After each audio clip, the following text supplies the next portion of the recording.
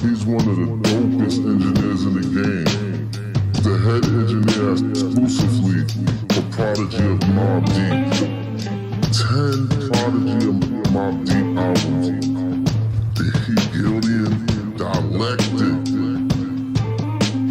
The Book of Revelation. It's a pleasure, man. That body of work is crazy. I mean, Joe the engineer. Now we do this shit, nigga. 3:33. That's a sign from the heavens. Just look up in the heavens.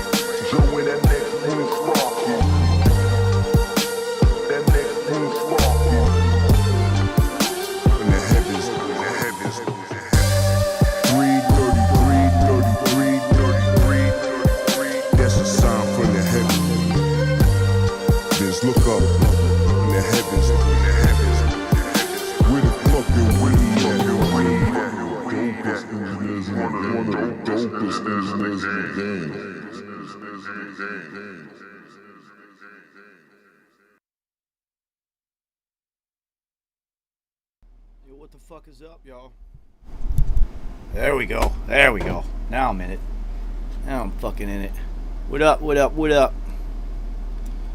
So, Freddie, what up, yo? I hope everybody enjoyed last night's Mobb Deep Monday because that shit was fun as fuck. Again, shout out to Twin for coming through and gracing us with his presence. That is my motherfucking homie, and it'll always be. Yo, it's funny because this literally day one that I met Twin, it was like, yeah, I fucked with you. It was like instantly, which is rare with me. Usually it's the people I don't like in the beginning I end up being friends with.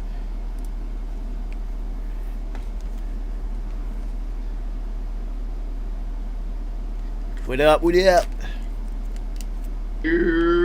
John Frank, what up? Freddie, what up? So, yo, I was just talking about, last night's Mobb Deep Monday was fucking hilarious. Oh. Now, Twin came on, was on for like almost 2 hours. Oh, that's what's up. And Twin is... Damn, I'm sad I missed it. Yeah, Twin's probably the funniest human being I've ever met. I've said this for... He's mad funny. He is fucking hilarious. He's so much fun. And he's non-stop. Yeah, that's the thing.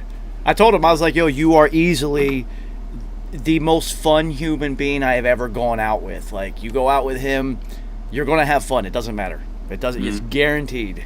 And it gets even funnier because of his voice. How he talks. So it's even funnier. So it just ups up the level. And then on top of that, he's fucking hysterical. So it's just a triple layered thing. But yeah, no, he's him and Rick Gonzalez. Rick Gonzalez was fun for a whole different other reason. Because the ladies love Rick Gonzalez. Like Spanish boy Rick. Dude, only Drake have I seen girls go crazier. Drake, it was like the Beatles. Girls were flashing him, throwing their bras, like passing out. I was like, really? This is it's Drake. Oh. It was for real. I've never seen that before. Rick Gonzalez, dude, girls go absolutely nuts. That shit used to be so much fun because he can't take... Wait. Now, are you talking... Yeah, Spanish. Rico Suave nuts? Yes. Oh, wow. Dude, That's big nuts. Dude, the ladies love Ricky G. And it was so much fun. Ricky G. Because they all thought I was Alchemist. And I'd be like, yeah, whatever, let's go. Funny. Yeah. I know you use that. Oh, yeah. Well, because I always said it, and Rick thought that shit was hilarious. And, like, so I was just like, I mean, I'd rather tell him I'm Alchemist than who I really am. Fuck. Let's everybody have a fantasy night. It's going to be fun. Right. That's what's up. But, yeah, yo, man, Drake was something different. It was the Beatles. I've never seen something like that before. Yeah. Like, you see people I don't know that life. see their heroes, and like I've seen people like break down in tears and cry when they meet P, but like Drake, they were hysterical. Like it was fucking Justin Bieber or something. And these are Carrie, these are grown ass women. It's Justin Bieber. That's an interesting example. Do they get like that over the Biebs? Are you kidding? Maybe in Canada. I don't know. Are you kidding me? Not now because he's married and shit, but a few years ago When he was baby. you're talking about tweens. He had the tweens losing his shit. losing their goddamn shit. All them hormones pumping through their system anyway. They couldn't control themselves. Braces locking in on each other. Oh my god, he looked kind of androgynous, so the boys kind of liked him too. True. So That's funny. yeah, but Rick Gonzalez, man, I used to, I swear to God, we were at this festival, and he doesn't even like, he's so oblivious to it because it's just like whatever. I'm tired of this shit, really, and I'm watching all these. Life. Yeah, I know. I'm watching these groups of females lose their shit when they see him standing on the side of the stage. And then, like, hit their homegirls and start pointing at him and shit. And I'm just like, which ones do you want me to go get, homie? Jesus Christ, this is easy. And there was always more than one, because they all wanted to meet him. But hilarious. Anyway, fuck all that shit. But yeah, Twin was hysterical. Absolutely hysterical. I had to let him know about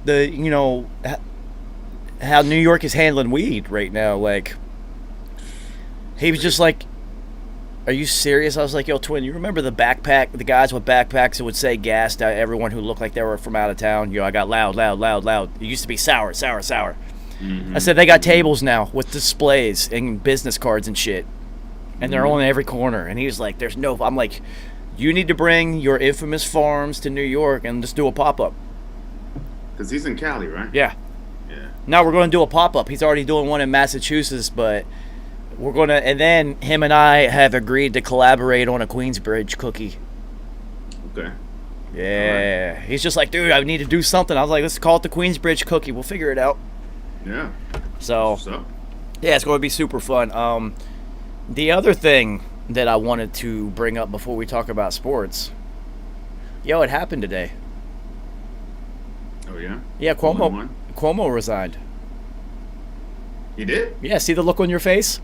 Wow. Listen. I'm in a 2x4 enclosure for 20 hours a day. I know nothing about anything going on.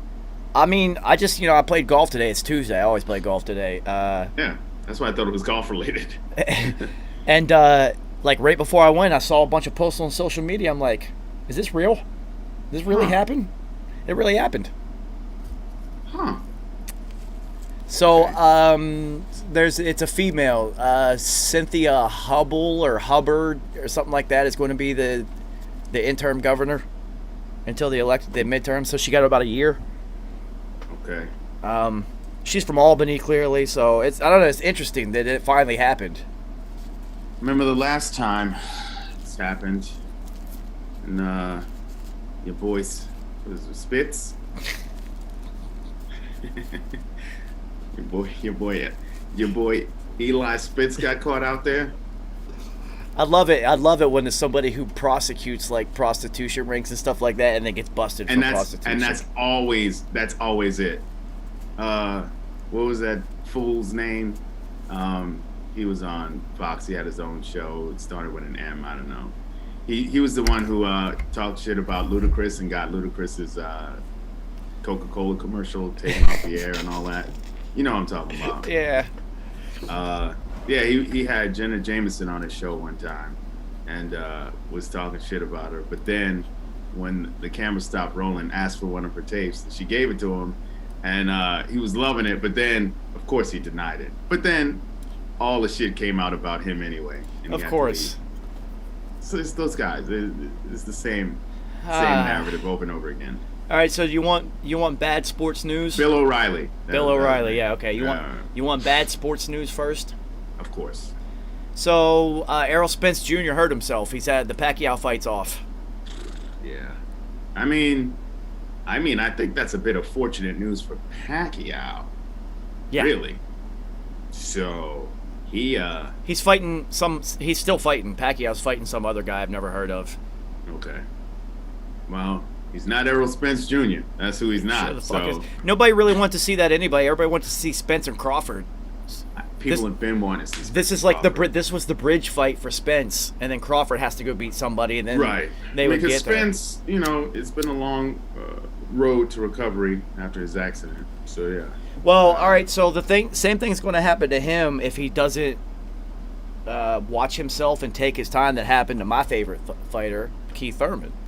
Keith Thurman fought Pacquiao first on his first comeback fight, and it was just like, dude, you don't fight that guy on your first fight after a year and a half off.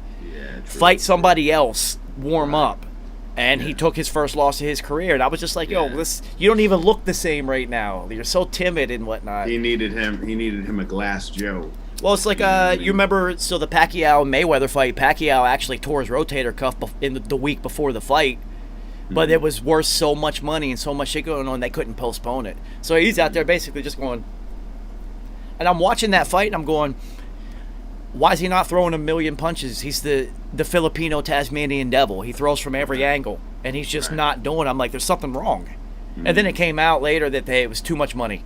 There was like $1 billion produced on that fight overall. So Well, I remember Marquez 3 when I thought he was dead. I didn't think he was going to ever get back up again. For real. It was one of the, like, on the real tip, like, I've seen a lot of boxing matches. That one was and scary. I've seen the matches where people have actually died, and I said, this don't look good for him. well, so when you see somebody get like the button hit, and they they'll wobble, and you see their body, he went stiff. He went bam. He went bing bam. He went stiff. He did not brace himself, and the thing is he leaned into the punch. He was coming down as Marquez, and it was like, it's a perfect storm. It's a perfect storm. If he was not a boxer, if he was not someone who was used to getting hit and all that, he would have been for sure dead. Yeah, no, I've never seen a more perfect hit.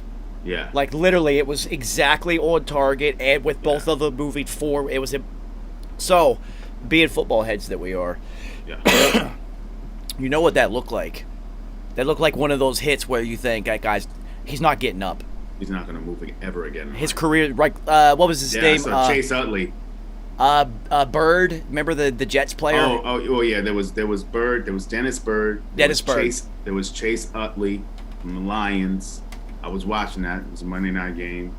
Daryl Stingley, after the Raiders safety hit him up. Wasn't there a Bills player?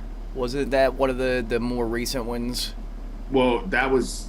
Daryl Stingley was a Patriot, I believe. I remember there was a Bills defensive lineman that got, and it was one of those ones where he went down on the tackle and his head went into the ground.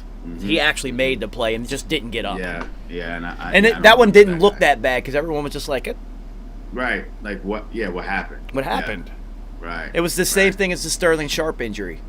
Didn't look that bad, and it didn't look that bad. His career was over. Michael Irvin.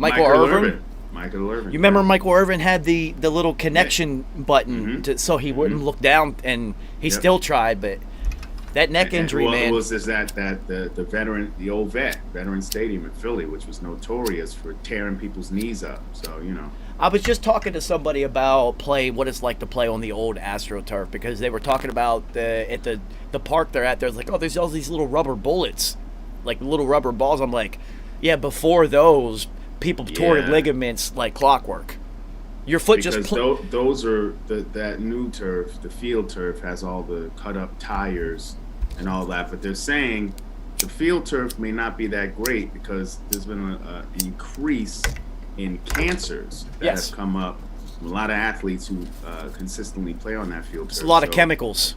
Yeah, it's a lot of chemicals. You're kicking up. It's hot. The sun is beating down on it. It's just, and then rain, everything. So I used to actually, in college, worked at a carbon black plant, and that's where they make those little pellets, and then they'll turn them into tires. And if you don't add that to rubber, then the rubber breaks down instantaneously. And what that does is they literally add that. So you know when you like burn a spoon, that black shit, that's carbon black. Yeah. They create that.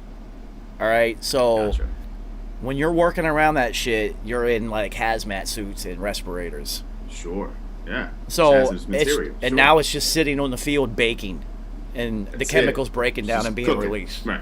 Then you're running on it. You're falling. It's kicking up into your mouth. You're your nose, breathing and it. Your eyes. Absolutely. Your You know skin's you ab- swallowed it. You your know s- you swallowed it. Your skin's absorbing a lot of it. Yeah, You know, of it's course.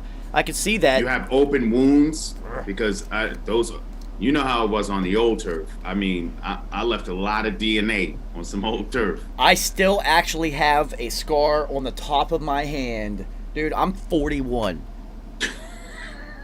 I'm 41 years old. I'm a man. That was fucking in I high still school. got childhood scars. That was a high school turf scar on the hand.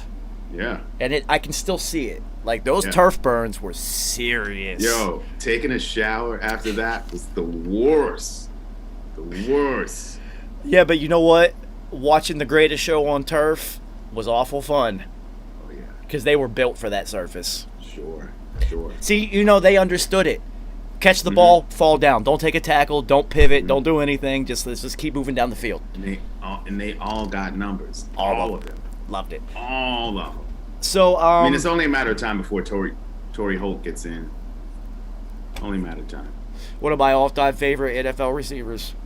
Even though his fingers are all like he's throwing signs, throwing gang signs. So, somebody from the Saints is just retired. Patrick Robinson yeah. just retired. I did see that. 11-year career, I believe. 11, So 12. the highlight or the headline right after that is adds to Saints cornerback dilemma. That doesn't sound good, especially in a division with the Bucks. Well, especially when, I guess at this point, who's your top corner? They have Jackrabbit, who's been getting beaten like a pinata. Lattimore, these past though. couple seasons. There's Marcus Lattimore, sure. So you have a one, but you don't. It looks like they don't have anything after that. Yeah. Who's their safety? Is Kenny Vaccaro their safety? Or No. is he with the Titans? No, he's with the Titans. He's with the Titans, right? Yeah. So who's the safety? What's the safety situation? I don't know. I'm going to click on this. They did article. have one good safety, for sure. Yeah, he's in jail now. He is? Sh- Oh, he's stupid. They had one good safety. Yeah. He's in jail now. He was excellent Yes. on the field. Yes, on the field. He joins the O.J. Simpson Hall of Infamous. Yeah, man. Crazy. Let's see. Wow, yeah, they actually released Jackrabbit. So Makes sense. Yeah, he was struggling. Big time. Okay, so let's talk about that. As a anticipatory jumping route corner, when you get older, you lose it. Yeah. So and you can't and he was relying on his recovery speed. Yeah. He doesn't have that. So he could possibly switch to safety. Right. So while we're talking about that, the best corner in football is already considering a move to safety. Jalen Ramsey. Yep. I could see why. This would be the perfect time. This is like right on the cusp, Rod Woodson-esque time-ish. Yep. Because what is he? This is his 6th year in the league? 6, 7? 6, I think. 6? 6 or 7, whatever. Yeah. Oh, this is perfect time. And then be an all-pro at safety for the next 5 years easily. Easy. No, Easy. he actually talked to Rod Woodson about it. Okay. Actually See? had a dialogue Perfect. about it. Like, Perfect. and if I'm not mistaken, he might have reached out to Charles Woodson also for advice. That makes sense. Mm-hmm. So I'll give him props for being career smart. Unlike some who are holding on, Patrick Peterson. Who should have Okay. switched to safety probably 2 to 3 years ago. Absolutely. 3 years ago, he should have switched to safety, and he would be having all-pro seasons. No, this is interesting because if Jalen Ramsey goes to safety, Sean Taylor returns to the NFL. He's not as hard of a hitter, but I No. know what you're saying. But yes, he does come up, He's built And just like him. and that makes sense that he wants to do that because he loves to hit So that makes perfect sense. Also, what it does for their defense, it actually improves their defense. Yes. If he were to do that. So he just sits back and he just gets to read the whole situation. Oh, man, that's trouble. He still gets to shut down that half of the field. Well, and then also, go help on the other half. what this does, we're seeing a shift right now. Very tight end centric NFL offenses. Sure. And these tight ends are like Jonnu Smith, Darren Waller. He goes to safety. Now Kelsey. Now he's covering those guys. So this is actually genius on their part on every level, every single level. And think about it. If we're prognosticating that the Chiefs for the next few years are always going to be a threat to make it to the Super Bowl, and they still have Kelsey. You see what happened last Super Bowl when Kelsey had a bunch of athletic linebackers and athletic safeties around, and he just couldn't catch. I don't know. Couldn't catch the rock. This is a smart decision on numerous levels, and this is coming from somebody who loves the quarterback position more than any at this point in their life. But so smart because now the game is shifting. These tight ends can move. Like, they could really move. And you never have a corner. You end up having a nickel or somebody come in, a backup, or trying to have a linebacker, finding a linebacker who could run with these guys. Right. This might not be the only corner that does this. And that's an ultimate team move too. Yeah. I mean, it works on the team level, and it does work on the individual career level. Plus, Gary, you have to realize he already signed his over $100 million deal. Yeah. So, like, he maxed out for corner already. He maxed out for corner, and yeah. By the time he does move to safety, the new collective bargaining agreement, new TV rights will come in. Safeties are going to be making probably $5, $6, $7 million more. So he can almost get an equivalent deal at safety. Which will end up being more money because he will get that deal for much longer. Sure. Genius move, especially reaching out to the two OGs of going from... Because both of those players were Hall of Fame level at both positions. The other and could return, and I mean we're talking about they could return the rock and then also give you a pick six, fumble. I mean, they caused turnovers. The other person that I would be calling if I were him is I'd go hang out with Ronnie Lott for an offseason. I was just thinking Ronnie Lott. Yeah, because Ronnie Lott came in to the league as a corner. Yep. I don't know how many people know that. He was a corner first. Then he moved to safety. Yeah, he's a corner that just hit too goddamn hard to be a corner. No, you go over there. Yep. So the guy who started in front of me in college, Donnell, he should have done that because he actually, there's two things about him. He had to stop lifting weights because he was getting too goddamn big to play corner. David Boston style at corner. And nobody could get off the line, though. Yeah. That's it. And then we had the Donnell rule. He wasn't allowed to hit our offensive players because he was knocking people out, like literally putting people to sleep during practice. I kind of love it, but yeah, you can't do that to your own squads. It was called the Donnell rule because he knocked our starting running back out cold. See, nah, you can't. Come on now, you can't knock. Well, you did the same thing too, but just yeah, I knocked his ankle. I knocked his ankle up. I knocked him out for 6 weeks. So which was worse? Set his shoestrings on fire. Yeah, no, but it was funny. The Donnell rule, he literally was not allowed to hit the offensive players anymore because he was knocking people out, and it was just like, dude, you play corner? I'm looking at him like he's the one who he played for the Cowboys. Right. And then got appendicitis, and then they were like, whatever. Yeah, that sucks. There's a million of you. Yeah. Whatever. That's the league for you, though. Yep. So Janoris Jenkins cut. Patrick done. So they do have Lattimore. They did sign Brian Poole. Yes. So that helps. That does help. And he's a slot corner positionally, so he'll man the inside.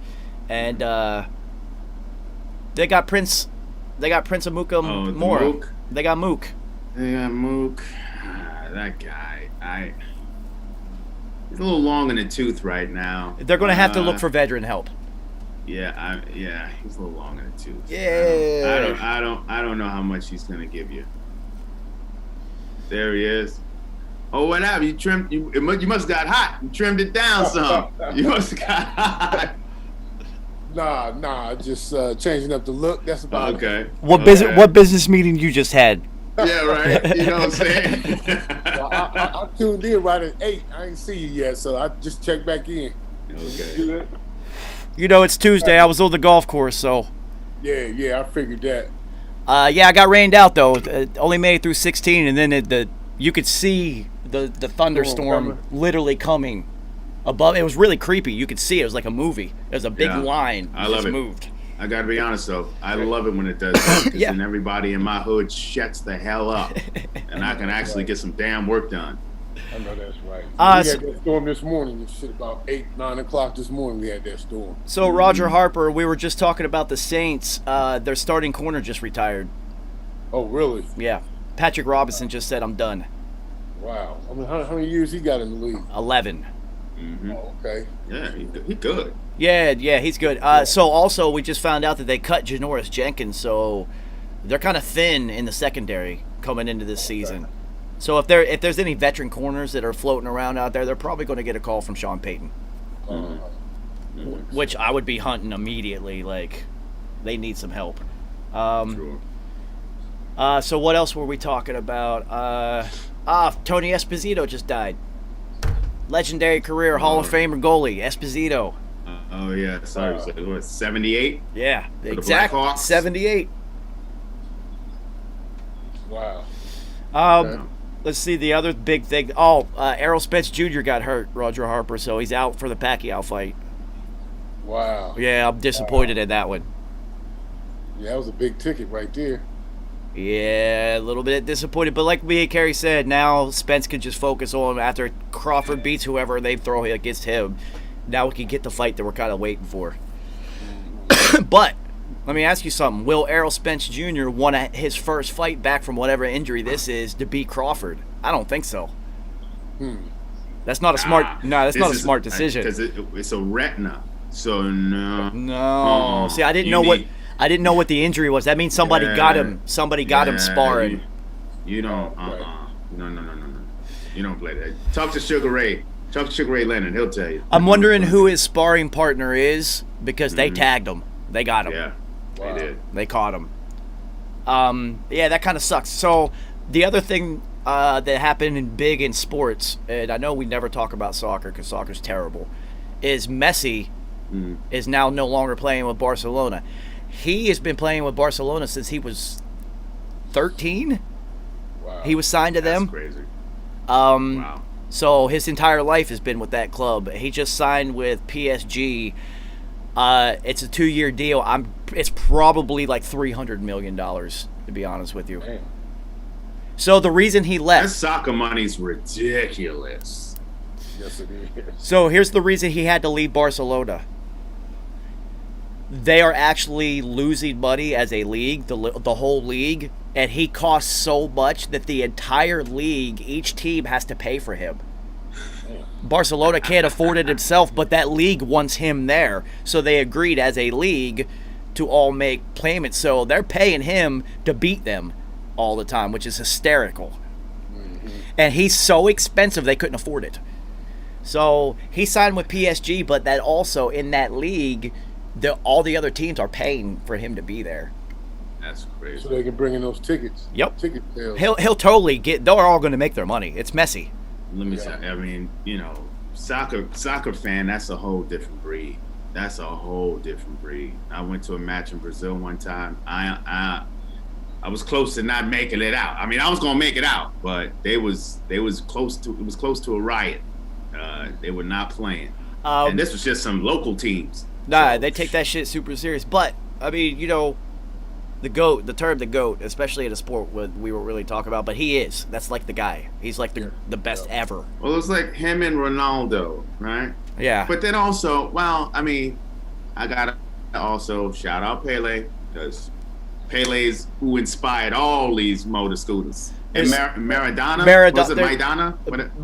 Something like that. There's Maidana, there's something those like that. two, the Ronaldinho, and then Messi. Yeah. It's like, and then now the next Yeah. one is he plays with Brazil.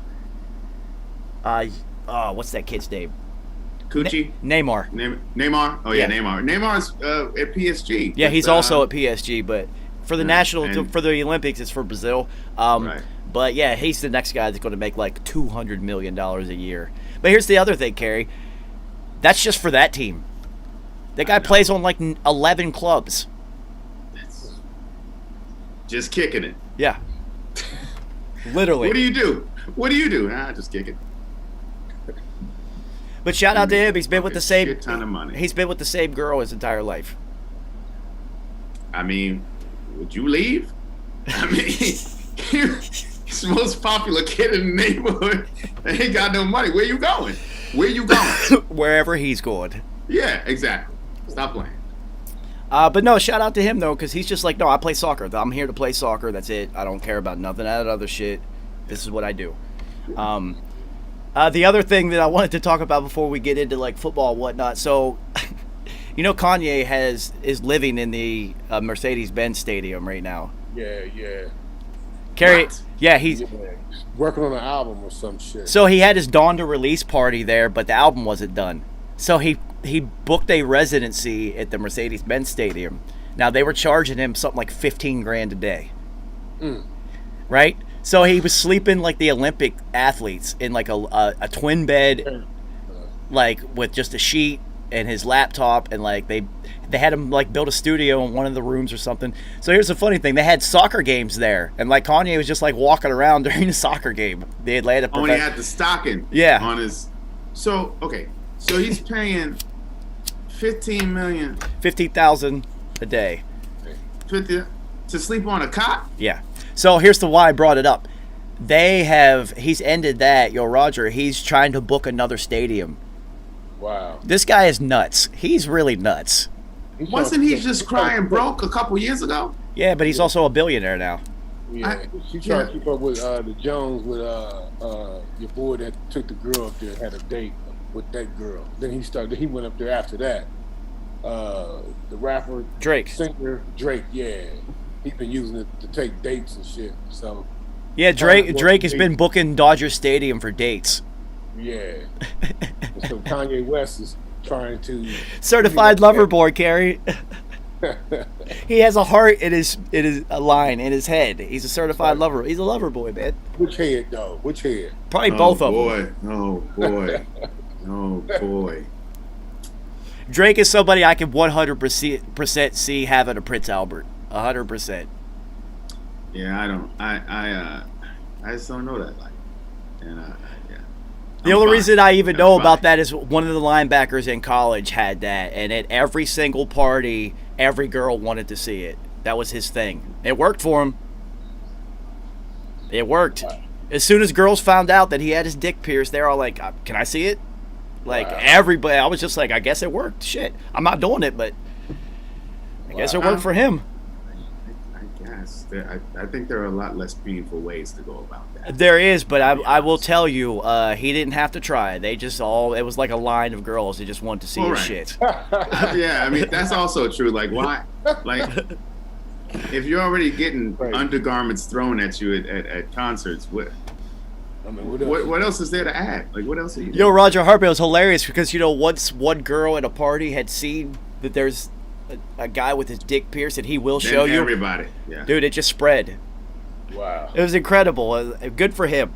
Everybody's got everybody's got their ways, I guess. Yeah, good for him. He can keep that.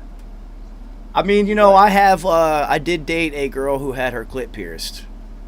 And It happens. she was going to let you know about it early. Mm-hmm. He said, mm-hmm. I hope you had a good dentist. I had a good time, I know that. I use that thing as a toothpick.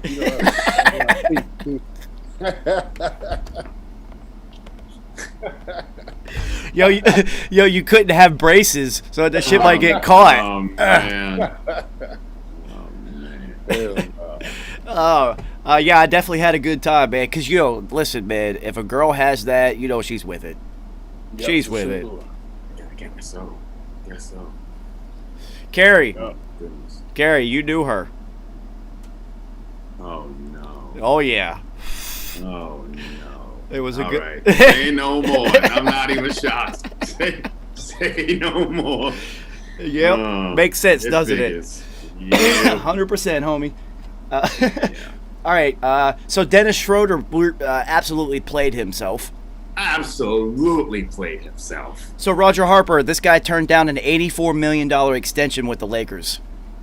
4-year, $84 million. He just signed a 1-year, $5.9 million deal with the Celtics. So he was going to get Dennis. This is Dennis Schroeder. How do you say his last name? He was going to get $21 million a year, and on the same team with LeBron James and Anthony Davis. And he said, "You know what? Nah, I'm going to bet on myself." What? Sometimes, hey. Do you know who you are? He was worried about your boy Westbrook. And No, that wasn't even. No. That wasn't even a factor yet. That wasn't even close to a factor. Yeah, he turned this down last season. Yeah. This what he turned it down during the season. Said, "Nah, it's okay. I'm gonna ball out the rest of the We about season, to win this chip. Lead us to the chip. Exactly. It's gonna be because of me, and then I'm gonna get the bag like a true supermax that I am." This ain't football, Hobie. Just because you played yourself. Just because your team wins a chip in basketball, they don't poach players in basketball. It's not like football. He wasn't even on that team though. Dude. He played himself. He wasn't no chip, and that was the most money he was ever going to make in this league. Ever. That's the most money he's ever going to make. He's never going to see a contract like that again. Take it to the bank. All right, so Kerry, let me ask you: does this mentally break him, or does he take a leap forward? Like, I have to prove myself now. It's going to break him. We've watched him perform. He's terrible. If you've watched him play, he should have said, "Wow, I don't know who loves me, but I love you back. Thank you, Genie Bus." Yeah. So, does he have the worst agent in sports? I mean, but that if I'm his agent, I'm like, I got you $84 million, you dickhead. So, yeah, I mean, but he's also one while everybody was doing, like making sure that they was Rona ready for the game. He was the one dissenter. He just kind of marches to his own little beat. So I guess he just figured like, whatever. All right, keep going that route. So I mean, he could fire his agent all he want, but at the end of the day, if I see that, I don't give a shit if my agent says, nah, I'll be like, now I fire you.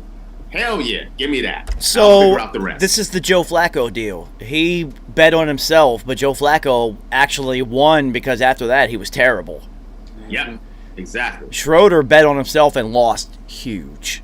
Yeah, he but lost also huge. with Joe Flacco, he was smart enough that he saw the team around him still had a hell of a fine defense, nice running game. So he could. He said, you know what, this team, I just have to make a couple of throws. And that's all he did. He made a throw to Jacoby Jones. He made a throw here, a throw there. He made that goddamn throw that the Broncos safety jumped early on. That was to Jacoby Jones. That was that one. That's what I'm saying. He made a couple of timely throws, and that was it. That's all he did. And then we saw who he was when he was like, now he had to lead a team. Hey, Roger Harper.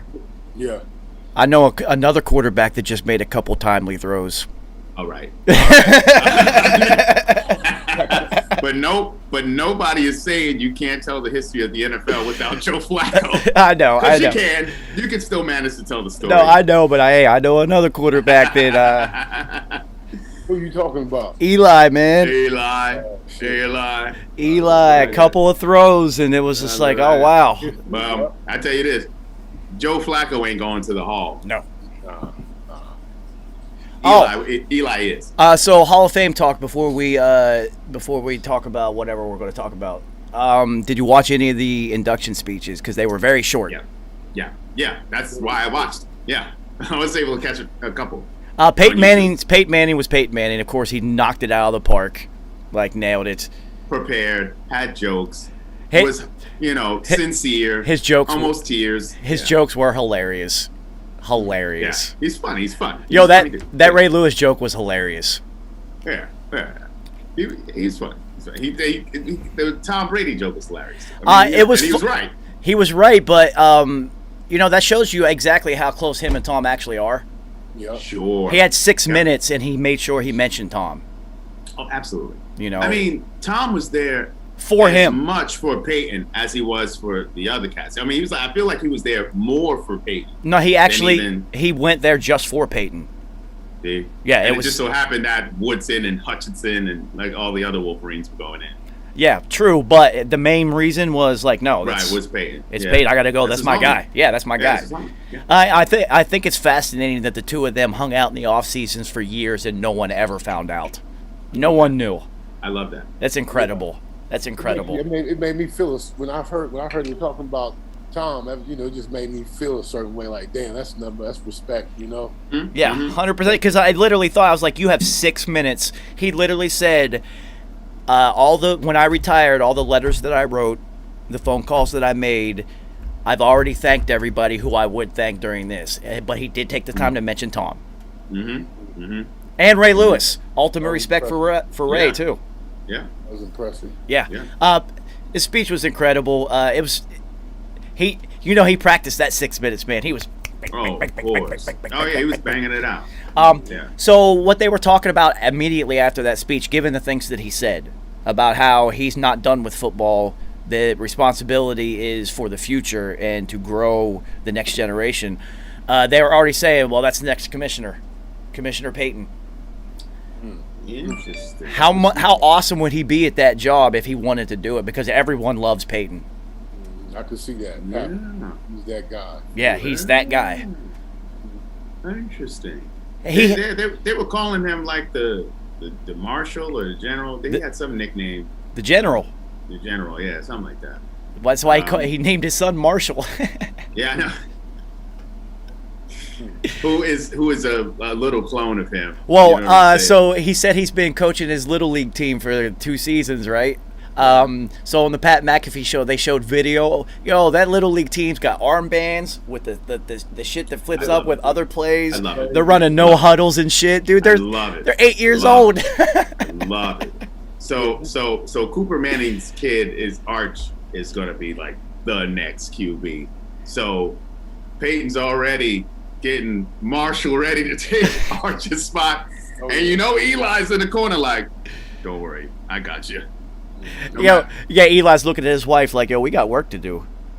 It's okay, because Eli and his wife won mixed doubles tennis that same day that Peyton went in. So but not to take away his big brother's shine. You know what I'm saying? He want to take it over, but just let him know. Yeah, I had to watch Peyton's speech. I had to because it's Peyton. I knew he was going to. But interesting about the whole commissioner thing, because Roger Goodell is not renewing his deal when the collective. He's done in the next couple years, maybe this year. It's maybe 2 or 3. I don't know. It's soon. He's actually done before the next collective bargaining agreement comes up. So he has nothing to do with that deal, and he knows it. So he's like, I've done my job. I can coast. I'm in retirement mode. So they already have to start considering who would be next. I don't know if Peyton Manning would want all of that work that comes with doing that job, because he can make. Dude, this guy can make $500 million on his own just being Peyton Manning. Sure. So he can do whatever he wants. So if he would do it, it would be for the good of game. Can we just make him president of football? Sure. I just think for him to be commissioner right now, this early in his life, too early. It's way too early. Like he would be miserable. No, but I mean? No. Can we just literally give him the title, the president of football? President of football at every level. Just every decision has to go through Peyton. I approve this message. I'm all for it, because this is like the guy. I wouldn't want Tom Brady to be the commissioner of football. No, he would never quit. Exactly. Spygate. Right. Football gate. Dude, it would be like J. Edgar Hoover at the FBI. Tom would have spied on everybody. Yeah, man. Hell no. He in secret, Belichick would really be running the league from the shadows. No, but Peyton's perfect. He's perfect for that. It'd be interesting. Kerry, you're right though. It's too soon. His own kids are just now like kids. Give him like another 20 years, and then sure. Yeah, once they're done with college, like they're off and running. By 20 years from now, Marshall will be damn near 30 or something like that. Yeah, Marshall will probably already have like 2 chips. In the league. Yeah, he'll be in the league already. Yeah. What a pedigree of quarterbacks that have come from that family. That's incredible. And the one who didn't have any success was the dad, but arguably the most talented. Yeah, he was the most talented until Arch, because I've seen his film, and that kid could run. Yeah. He could run. Yeah. Because Archie could run. He had to. He played on a terrible team. But also, Cooper was mad athletic, too. Well, Cooper was the wide receiver. Right, exactly. And he was and they always said, well, he's the best football player of all of them, because the other ones are just quarterbacks. Right. But see what happens when you play other positions beside quarterback, and that injuries happen. And people can really tap you up. Yeah. So I caught Edgerrin James' speech. That was nice. I went from gold. I started with gold teeth and ended with a gold jacket. Boom. Hell yeah. Mic drop on that ass. I love it. Yeah. I loved it. I love it because every single second of it.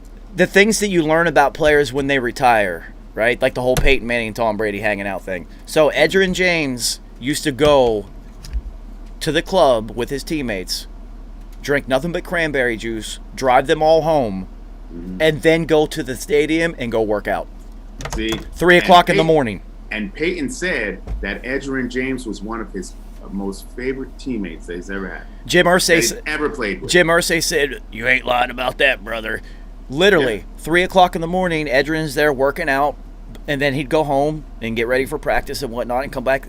Everyone said he outworks everyone. Like, nobody knew that. He never said anything. He never did interviews. But they only looked at him with his locks, his gold teeth, you know what I'm saying? A little rough around the edges, the way he spoke. And so they had a whole different perception of him. And I'm glad he touched on that. He was like, yeah, y'all thought this. He said, I've never been arrested. How many of y'all could say that? You know what I mean? Robert Kraft. You know what I'm saying? He's like Jim Irsay, my own owner. My own owner. You know what I'm saying? Like I've never been arrested once. Yeah, he is Allen Iverson because you never hear him speak. You don't know what the intellect level of a football player. You only can look. He's just a product of his environment. He's from Miami. He's going to have dreadlocks and gold teeth and talk like that. That's it. Look, people probably thought of him when they saw him. You know what I'm saying? Now that is the look in the NFL. Dreads, gold teeth, all that. He started that. Yeah, no, he is basically the Iverson. It's just Iverson's a little bit rougher around the edges. yeah, but the tattoos and the dread. No, Allen Iverson changed culture. Yeah, he sure did. He changed culture worldwide. Yeah. That impact is like he literally turned sports into rap. Like they were like, I can cornrow my hair. Yeah. And show my tattoos. Oh shit! It was an explosion, and it was because of which they tried to make cats dress up, and they didn't want. Well, it was because of AI. Exactly. Because everybody was coming through, rocking their ice. They had the 10XL shirts. You know what I mean? I'm gonna tell you this story. When I got released from the Green Bay Packers right before the season started, my agent called me and said, "Man, you gotta cut your hair." I had hair. I had these little dreads, little things growing, you know what I'm saying? You gotta cut your hair, man, and all. I was like, what? I cut my hair and then didn't play no more in the NFL after that. See? You know what I'm saying? Samson lost his power. Exactly. Listen. Bullshit. And when I cut my locks years ago, when I first had them, they were about mid back, and I had them for a while. I mean, it was time. I was ready to cut them anyway, but doing commercials and all, like trying to go to castings, and people saw the locks, and then all they thought was Jamaican drug dealer. I was like, nah, I could be a lawyer, I could be a doctor. I mean, it's just hair, but the intelligence, like I could literally do anything. What are you talking about? Then as soon as I cut them, every time you looked on TV, there was somebody with the craziest hair. I'm the biggest afros, the this, the that, the twist. It was like you had to, like as a black actor, you had to have funky hair in order to get cast. And I'm like, what? Yo, what is this? So Roger Harper, you're gonna love this one. So in college, I had braids for 2 seasons, 2 full seasons. This is before Justin Timberlake did it too. Hilarious, right? Hilarious. I gotta see a picture of that shit. All right, so it gets even better. So Priscilla, the girl who used to do everybody's hair, and that's, it was just a one college town, so she was like the go-to chick to do this. Typical hood, get your hair braided by a bunch of little badass kids running around being loud and shit, breaking shit, all that shit going on, smoking weed, buying bootleg clothes. So hood, right? So anyway, she loved my hair because she's like, yo, your hair is just like my son's. This is going to be easy. And she's like, this is hilarious that you're doing this. So she saved like her best work. Yo, my teammates used to get so mad at me because she would do shit that she would only do for me. She would hook you up. Every single time. Like testing. She was just coming up with ideas. All kinds of dope shit, right? And so here's the funny thing. I did it just as like a social experiment. I wanted to see how people would react. I thought it was hilarious, right? And then when I went to practice and I put on my helmet, I've never had a helmet that fit better ever. So for the next 2 seasons, I had to have it done because my helmet fit flawlessly, like perfectly. So it was hilarious. And I used to get it done every 5 days. It was never frizzy, and like it was always very well taken care of. Nice and crispy. Crispy and fresh. Had to. Hilarious though, dude. The other funny part, yo, fucking girls loved it. Absolutely loved it. Of course they did. Loved it. So, I'll have to find a picture. I do remember. I do remember there was one actually coming off of the field, and I just taken my helmet off, and you could see it. Okay. Was steam coming off it too? Nah, man. This is post shoulder injury. I ain't do nothing but smoke weed and hang out on the sidelines at this point. Oh, okay. Yeah. Little special teams and shit, huh? Yeah, pretty much.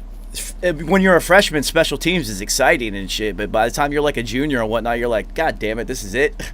Yeah. This is it. Then you're talking about where the party at after the game.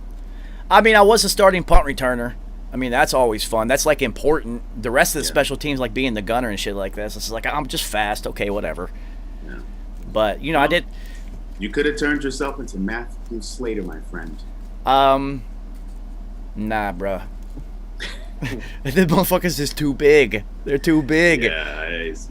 This was our late 90s, early 2000s. It was still extremely violent. Oh, yeah. They were all Roger Harper size. What am I supposed to do? You would have had to contend with a Lawrence Phillips when he wasn't in jail. Yeah. So I remember Oklahoma drill. So they always did it position-wise at Fairmont. So it'd be like running backs versus linebackers. And those would be the only ones that would do it that day. And everybody gets to watch. And they called out running backs and corners. And I was just like, man, we couldn't be running backs and receivers today. God damn it. And I told you that my corner coach was racist. He did not like white football players. He did not like us. It was well known. I thought it was hysterical. I was like, whatever, I'm going to get on the field anyway. Especially playing corner. Especially What do you think you are, Jason Sehorn? Especially playing corner with cornrows. Oh, hell yeah. He had to have hated me, right? Oh, hell yeah, he did. Absolutely hated me. But, so they called out Jermaine. I forget his last name, but he was our starting running back. Close to 230. Absolutely huge individual. Roger Harper size at running back. And then he yells Petrello, and I'm just, you know what I said? I said, really?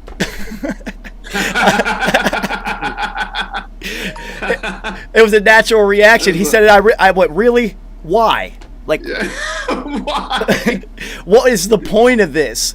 You know that I don't like. I'm gonna try to hit him in the legs because he's too goddamn big. You want me to run into a moving object? I'm 160 pounds. I'm gonna break something. What's the point of this? Just tackle the ball. Just go right for the ball and hold on. So it was one of the most unfortunate pieces of timing in my athletic career. This has happened to me twice in football, where I went down and the knee was coming up. The knee was coming up. Yeah. I look like like the Matrix. My center of gravity stayed in one place, and I did a flip backwards. I just went, and he just kept going. Of course, everyone's like, and I'm laying on the ground, just looking at the corners coach, like, you did this. Did you get what you wanted? Oh man. Why? I literally said that. Why? Well, like, you knew why. I knew. Yeah, this is what you want, right? All right, here we go. That's exactly what he wanted. I remember my roommate, the All-American linebacker, Ed Smith. I remember him saying, "Use all of that 4.3 speed." I'm like, it's 3 feet.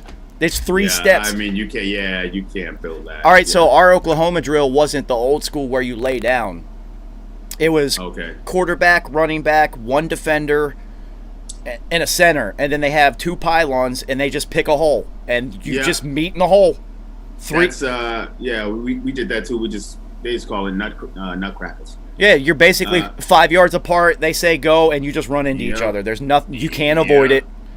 Like when they would say, it would be a countdown. They'd be like, all right, 3 days to nutcrackers. We'd be like, all right, and then everybody would be looking at each other. All right, let's separate the men from the boys. Right. Who's been hitting the weight room? Who's been, you know what I mean? Yeah. So the year that I went in, dedicated to being huge, and was 170 pounds, which on my, you know me, I don't have a big frame. 170, I was huge. Same drill, starting running back, Khalid. That's the hardest I've ever hit a human being in my life, and all he did is take 2 steps backwards. That was it. That's the hardest I've ever hit anyone, and that's the best I could do. And he was maybe 200. And that's when you say, slot receiver, you need a kicker? Anybody need a kicker? Well, no, it's funny because everyone always asks me, like, yo, why don't you go back to receiver? Like, you always intercept everything. Like, the ball's there, you catch it. I was just like, because my freshman year, see, you guys weren't here for this. I remember watching Daniil Anglin literally knock players out in practice. I want to be on his side. Well, we had a shortage of corners because of injuries, and we were doing one-on-ones, and they said, yo, does anybody want to step in and just run one-on-ones? And, I was buried in the depth chart at slot receiver. I was like, yeah, fuck it. And I made a play instantly, and the corner coach said, you want to play corner? I said, and I just looked at Daniil, and I was just like, yeah, I'd much rather be on this side because I just assumed that everybody was going to hit that hard at that level. Because this was early. This is first day he's knocking people out. Like, boom, first day. I'm like, Jesus Christ. Setting the tone like it's D block. Yo, Kerry, I promise you it was within the first 4 plays of live practice that he actually knocked the starting running back out, and they had to, we have to do the Daniil rule again. And I'm just like, what rule are you talking about? And they're like, yeah, he knocks players out. I'm just like, what am I doing with myself here? What am I doing here? Everything. I'm not going to the NFL. What am I doing here? Well, I'm going to hurt myself and then make rap music and smoke weed. The rest is history. Hilarious. Yeah, Roger Harper, they're all your size. Kerry, they're all your fucking size. It's retarded. You saw what happened to, what was the Jets player? Wayne Corbett. You saw what happened to him. Oh, Mighty Mouse. Trying to play in the NFL in a very violent era. I think he was at Hofstra. Yeah. Yeah, he was at Hofstra. I mean, it worked for like a year and a half. I mean, shout out to him. He was the resurgence of the little white boy receiver. Yeah. It started with him. Yes, it did. And then all of a sudden, Wes Welker owes him a debt. You know what I mean? Like every Patriots slot receiver owes him a debt. Every last one of them. Every single one of them. All right, so you guys had somebody retire. Yeah, we had guys who weren't really going to play anyway. We had of no consequence guys.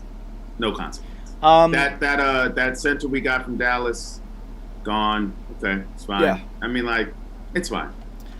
So reports out of Falcons camp are that Pitts is basically unstoppable. Yeah, which makes this interesting fantasy-wise. That's why I brought it up. Now I'm thinking because I wouldn't go for a tight end until the fourth, maybe the third. Like I've gone for Kelsey in the third before, and he had an all-pro season. Well, see, if you do daily fantasy, then you have to look at early in the season. He's going to be pretty cheap. You can get him as your second tight end cheap. Yeah. So if you do something like that, yeah, I would buy early because by the end of the season, he's going to eat up. He's going to eat through. So this ties into the Jalen Ramsey wanting to move to safety. This is why, because tight ends like Pitts exist now. Yeah. So you need somebody like Jalen. So you're going to see, this is Jalen Ramsey being successful at doing this. You're going to see some corners do this, but you're also going to see the bigger players who have been going down to corner will now naturally just go to safety, which is more of a fit for players that size anyway. Sure. 6'3", 6'4", 6'5" at corner. You're too big. You're too big to get down and move and make these cuts necessary to close the gap. Oh, man, 6'3". Triple moves is hard to cover that. Especially since you can't get your hands on anybody anymore. Exactly. I know it was. Yeah, when I switched over and played safety, it definitely was freeing because then I could just diagnose. I could see the entire play and then just decide what I wanted to do. I mean, it was freeing, but there is that, and I understand why people hold on at corner because, I mean, to just shut that one person down in front of you. So much fun. Let them know they're going to catch hell all game long. Man, it's lovely. But I get it, though. But also, like, going back to fantasy real quick, it used to be years ago, you go running back, maybe receiver, and then maybe you wait till the fourth, fifth round, get a quarterback. Now, with quarterbacks and receivers in the passing game, it's people easily will get a receiver first, especially like a Devontae Adams, something like that, someone who they see going hard. I still like to go running back first. I still believe you go at least running back first. Then if you want to go receiver, fine. But you'll have you'll have Mahomes going in the first round. Jackson too, because the running stats. Because you're right. Because he'll get you rushing. So Pitts, if you could get Pitts past the second round, honestly, you've won. Like, if you could get Pitts the third round, you have just won. Especially at the tight end position. I could see people going real early to get him. Yeah, especially, there hasn't been too many positives coming out of camps, but that one leaked out like nobody on defense can stop him. He's too big. Even that one highlight they showed, I'm telling you right now, people, it's going to be his Odell catch in training camp. So people are already frothing at the mouth to get him. All right, so you know what time it is. It's time for blunt number 2. I'm going to shut this down and send you another one. I got to go get a lighter, so I'll see you.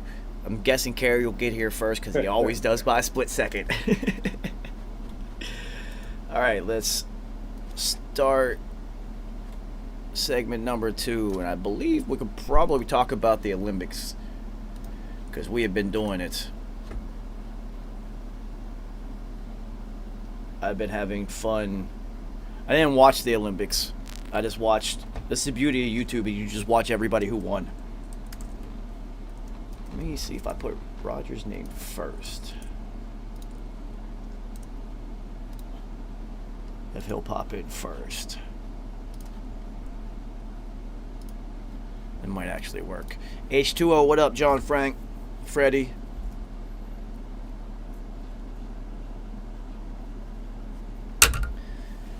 Yo, I'm still socially high from Mobb Deep Monday last night. That shit was fun.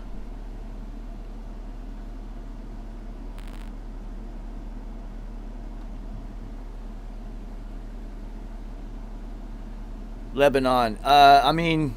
Because we're at this point, these athletes just do that. Like, if they throw the javelin, they just do that their whole life. So, it's crazy because, the United States, China, and Russia basically are the only countries winning a lot of medals. Shout out to Italy, though. the Italians won the 4x1, won the 100, and the high jump. And they've never won a field medal before, which is astounding that they won 3 events. So I'm Italian, so shout out to Italy. Yeah, no, it was incredible. Especially the guy that ran the 4th leg for Italy. That guy was sprinting with the history of Italy behind him. That guy was moving. He's never run that fast before. So the guy who won the 100 was born in America. He just moved to Italy very early on.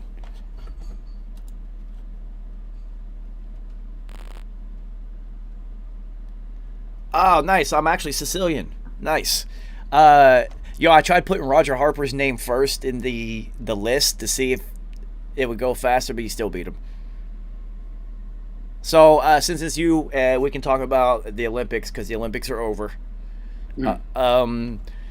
Couple notes that we haven't talked about yet. I was just talking to Lebanon Don about this.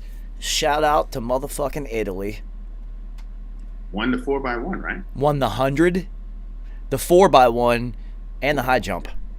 They've never medaled in a field event before, and they just won 3 of them. Wow. So the guy who won the 100 was born in Georgia. I thought he was in Texas. I thought it was Texas. Is it Texas? El Paso. Okay, so it's Texas. I knew it was somewhere down there. Yeah, El Paso. Born in Texas, and then so that's a Texas sprinter who just happened to move to Italy young. Shout out to his Italian mother. Yes. Took him back home, but then but he said, I did see an interview with him. He said when he connected with his father, dad, yes. He said it unlocked him. Yeah. And then he said it enabled him to run his absolute fastest, which I thought was, I was like, oh, yeah. Damn, son. Yeah. The Olympics, man. That's amazing. That's the Olympics. That's why the Olympics are dope. Is you see and hear things that. So, and then I was just saying this. I don't know if you saw the 4x1. First of all, the Americans didn't even win. They got 6th in their heat. They're terrible. They never work on the baton passing. Sorry as hell. Yeah, dude, they're terrible at They haven't medaled in 20 years in the 4x1 because they never practice ever. They just pick 4 people and send them to the Olympics. Like, here, do it. Carl Lewis and Leroy Burrell. See, you did it. That event is all about the baton exchange. You got to have synchronicity, baby. It has to be fluid. You got to communicate. Communication has to be top notch. And that stick coming, you got to know right at the edge when to take off. So you hit right at the edge of the zone. You also have to pick your 4 participants and put them in the right order. You have to. It's a must. Not everybody is a damn anchor. Like there's people who just get off well. Pause. And there's, then when you hit that, that third curve, that last turn, this is people who just do that. They just do that lean. They just know how to lean into that last turn better than everybody else. So in high school, early, I was always the second leg. Because I could start out well on that curve, and then just that makes sense. Yeah. Mm-hmm. And then as I got older, you would think anchor. Nah, I started, dude. First leg. Yeah. I could see that. Yeah, short. I would anchor, and then did this. I'm sure you know about the pin relays. Yeah. Yes, of course. I did senior year, did pin relays, and I probably actually watched you because I used to watch them back in that time period. It's hilarious. My head coach switched it up for the 4x4 this time, and had me go second, and I was not happy. But I was like, what? I said, you have to explain to me why. Like, what is this deal? To be fair, I was the most experienced in the 4, and we had a long distance runner and then a guy who was more of a jumper, a long jumper, who really didn't have that much experience doing the 4. Our starter, who was a great starter. So his idea was we would get out to a nice start, and then I would increase the lead. The guy who was the jumper would just kind of maintain what I did, and then our long distance runner would bring it home. So I said, all right. But my thing as anchor, a lot of times we'd be down, and I was always the comeback kid. So that was my thing. So I was like, so me trying to run with the lead was new for me because I was used to always coming back. So I had to run the race differently. I mean, but he threw me because I had to come up with a new strategy there on the spot in a packed stadium at Penn Relays. You know what I mean? I mean, it worked out though. I mean, we ended up winning, and it was our first plaque our school had won in 33 damn years. But point being, if you don't, you have to know where to start people because they do a particular thing very well. I got out the blocks. Easily throw somebody up. Yeah, I wasn't a great starter. That's why I'm with so 100. I'm so short, dude. That yeah, man. And my reaction time was so quick. I would hate facing guys like you in the 60, the 100. Oh, it would just. I'd be like, oh. And by the time I'm starting to pick my thing up, y'all are already finished. A lifetime of basketball had my left leg as a left leg, one single leg, left leg. So that turned, I was just drive it. Perfect with that. So in college, there was Jermaine who ran a 4.2. I ran a 4.36. Dre ran a 4.3 something, somewhere in the 4.3s. He ran a 4.3 in Tim's once. I saw it happen. That's stupid. Yeah. Stupid. I ran 4.3, but not in damn Tim's. And then I forget who the fourth one was, but it was somebody. Black Rob, who actually is the guy who left Fairmont and went to Florida State, and then was on the 49ers roster for a while. Ooh, nice. Yeah, he did not play on our team and was like, "Fuck this shit, I'm going back to Florida." Walked on at Florida State and ended up in the NFL. That's how stupid our coaches were.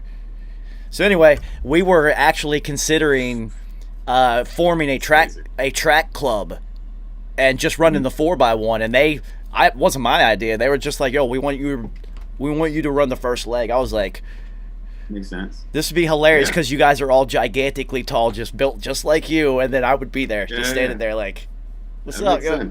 But that makes sense. Like you know it. That first leg, dude, I was deadly on that first leg because I'm gone, and technically I don't really have to run the full 100. Right. I can get it off earlier, so it's like 90 and some change. So the thing where I start to lose to people's long stride is actually cut off a little bit. It was cool. That's why when you look at those splits, you'll see like a 9-6. Like especially if someone's moving, you'll see like 9-6, 10-1. You know. So the anchor leg for the Italians was not the 100-meter champion. He actually was the second leg, which is the longest. You end up running the longest is the second. That's what I was gonna say. I could see that. Yep. So the anchor leg was fucking, dude. He ran a 9.6 split. He was fucking flying. Now, where were the Jamaicans on this? Getting dusted. Wow. Dusted. Wow. So shout out to the. I know the Jamaican women really represented this year. Shout out to the American sprinter who medaled, who used to be a 400 runner, who jumped down to the 100 this season and medaled. Was that Allison Felix? No. This is a male. I think he got third. Oh, male. Okay. Yeah, I saw that. I was just like, that's hard for a 400 runner to come down and run the 100. Yeah, that's different. Yeah. Yeah. So yeah, shout out to Allison Felix, who this is her decorated. fifth fucking Olympics. We've been watching our whole lives. Got 11 medals, most decorated. Congrats. Yeah, that 4x4 team, dude, they won by like a half a lap. It was retarded. I love it. Yeah, our women's 400 team is stacked. Muhammad, she was silver medalist. She in the 400 hurdles, she absolutely was. She can fly. Yeah. Because represent NYC. Dude, it's funny because she does not like pace herself. She is out, gone. She's out on There's her. Only one. Yep. And then you got the young phenom Sydney McLaughlin, who just won the gold and set a world record. Yeah, out of She was Jersey. in that, and then you got Allison Felix, and then the 400-meter gold medalist is a 19-year-old American, something Moo. I can't remember her first name. I want to remember it. Oh shit, dude, she's 19 and she just won the gold and she dominated. See, that's when we're gonna have to really start looking. Whoever our main people are now, we're gonna have to start looking to the younger ones because those are the ones who are gonna take us. Because I don't know what's happening now. We all in disarray. Especially on the men's side of sprinting. It's bad. So whatever happened to the teenage kid in the 200? What happened to him? He got fourth. Damn, but fourth, amazing. He's 17 and got fourth in the Olympics. Carry. He ran a 19.91, I think. So he went under 20 at 17 on the Olympic stage.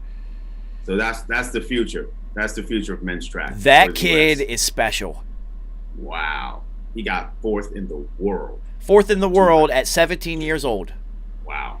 That's incredible. And I don't know if people really realize how truly incredible that is. Yeah, that doesn't have. You're not built. You're just not developed enough to run at that speed. You don't have that grown man shit just yet. No, yeah. Yeah, he hasn't reached his peak yet, for sure. Right. Oh no, that's what I'm saying. Roger, he's special, and in his qualifying heats, he was Usain Bolt and everybody. He's walking across slowing up. I'm like, wow, this kid is. He got fourth though. Fourth.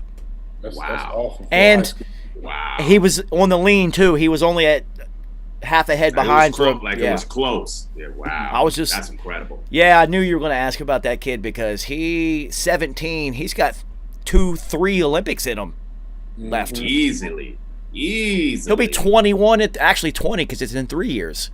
Because Michael Johnson did. Also, he'll have 20, 24, 28, so he can run to 32, possibly. That's what I'm saying. That's what Michael Johnson did. Yeah. Yeah, and it's a 200, so you're not necessarily have to be fully explosive in such a shorter period, so you can run into your 30s. Yeah. Usain was different. He was different. Like, sprinters usually aren't that old. Right. You're not usually in your 30 and beating everyone. That's usually. I mean, the only other person I really saw do that was Edwin Moses. Yeah. 400-meter hurdles. Carl Lewis was just winning at all times. He doesn't count. And also Carl needs one now, but yeah, he doesn't count. Let's see. I don't think. Oh, the summer league has started already. It has. Yeah. Basketball just ended. Jesus Christ, those guys never get a break. Well, I mean, these are the young cats, the rookies. Yeah, rookies and free agents. I mean, I'm still seeing cats like Brandon Knight, this would be Brandon Knight's 7th year in the league. Yeah, he's still doing summer league because he just hasn't caught on. Yeah, he's second behind JaVale McGee on Shaq and the Fool. Well, yeah. Well, I mean, listen. Ever since he got immortalized when he got dunked on by DeAndre Jordan and got put in a coffin. I mean, his career. I didn't even know he was still in the league after that. To be honest with you, he should have gone overseas and played after that. But think about this: when he was a senior in high school, his high school team beat Austin Rivers' high school team down in Florida, and to win the state. Then he went. Did he go straight to the league? If he went to college, it was only. He ended up going straight to the league. Exactly. Yeah, and no. He played 1 year out of Kentucky. Didn't he go to Kentucky? He went to Kentucky. That's what it was. He went to Kentucky. Then he went to the league, and then he went to the Bucks. And it looked like he might do something, and it just didn't pan out. The shit he was doing, man, it's like he smoked a blunt before he went out in the corner. I mean, just like his mental just. Yeah, man. Do some stupid ass shit. Man. Yeah. It's just funny. It kind of put a chink in his armor and shit. Yeah, and it's funny how you see cats in high school and they the man and they're getting busy. They go to college. They have some great success. They get drafted high, and they get to the league and they just don't figure it out. But you'll have cats who played on them on that same team in high school. Yeah, and then they have a good college career and they come into the league. And then they just consist. They're in the league 10, 12, 15 years. Mm-hmm. I seen him play in the McDonald's High School All-American game. It was in Columbus, Ohio that year. And okay.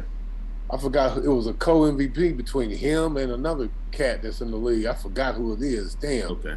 Yeah. But he showed his ass off and shit. And I thought he was gonna be awesome when he got to the league. Yeah. Yeah. Shit happens and shit. Yeah, man. Yeah. I mean, you look at guys like Felipe Lopez, who they used to call him the Dominican Michael Jordan, and you know, it just didn't work out for him. Dewan Wagner. I mean, I know he had like a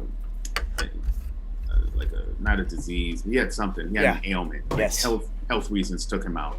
But I'm just saying, you just had these guys who you just knew they were going to be the man when they got to the league because of what they did in college. You know, Sham God move. Yeah, but you know what? Sham God is immortalized because everybody still bites that move, and it's still the Sham God. You know, it's still the guy Sham God. Yeah, I know. If you could do that one, it works every time. Oh yeah, Kyrie kills that move. Kyrie kills that shit. Oh yeah, it's an incredible move. Chris Paul used to do it too, but it's an incredible move. It used to get me. If somebody can do it properly, I would even bite for it. I'd be like, God damn, that's an unstoppable move. Of course. Sleight of hand, as you do, they do it with speed. You commit. You have to commit. The ball was right there. You're like, Damian Lillard does it every now and again. Yeah. It catches people with it. Yeah. So, Kerry, how excited are you for Damian Lillard to come to the Knicks? Oh, listen, I don't even talk about it. Listen, the ink has to fully dry. He has to be in the uniform, team pictures. He has to play the game. You know what I'm saying? He has to do so many things for me to believe that that's going to be true. I'm putting zero energy into it. None. He has to go. As I know, we got Kemba Walker. Yeah. Now he wants to go. If he doesn't stay in Portland, which is probably not going to happen because they're not going to win a chip out there, he wants to come to play in the Knicks, fine. I mean, fine. Okay. Yo, I promise you, if Damian Lillard comes to the Knicks, I will not let Tyson and him hang out. It's not happening. I'll do it for the city. I'll do it. New York deserves better. So Roger Harper, my homie Tyson, had J.R. Smith literally in Griffin the night before playoff games. Partying with Rihanna. Hammered. Getting in fights and shit. You told me about that shit. Like, are you serious? He was the 6th man of the year that year. He was killing it. J.R. Smith, what people don't know, J.R. Smith had handles. And he finally started playing this way with the Knicks. He was going to the hole, kicking it out to Novocaine for 3, and that's how he was killing teams, you know. And then he went back to, J.R. Chuck.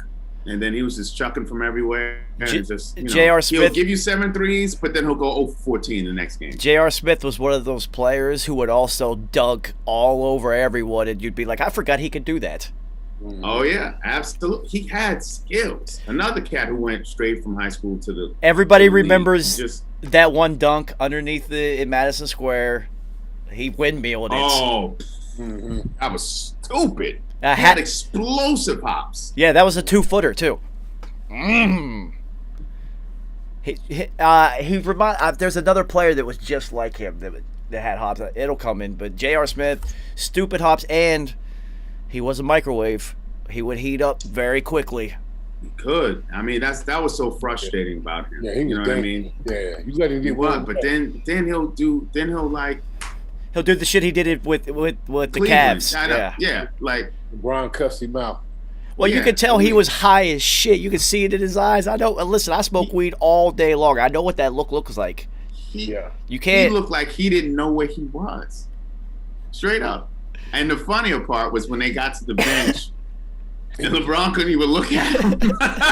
He's trying to talk to LeBron.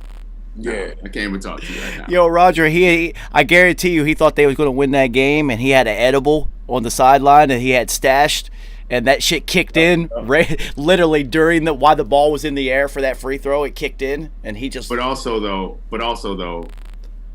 how is he still one of the luckiest fucking players that ever played the game? Because Bron kept bringing him back. He was in the bubble and won a chip. Yeah. Yo, he kind of He got to win another chip with Bron. He barely got in the game.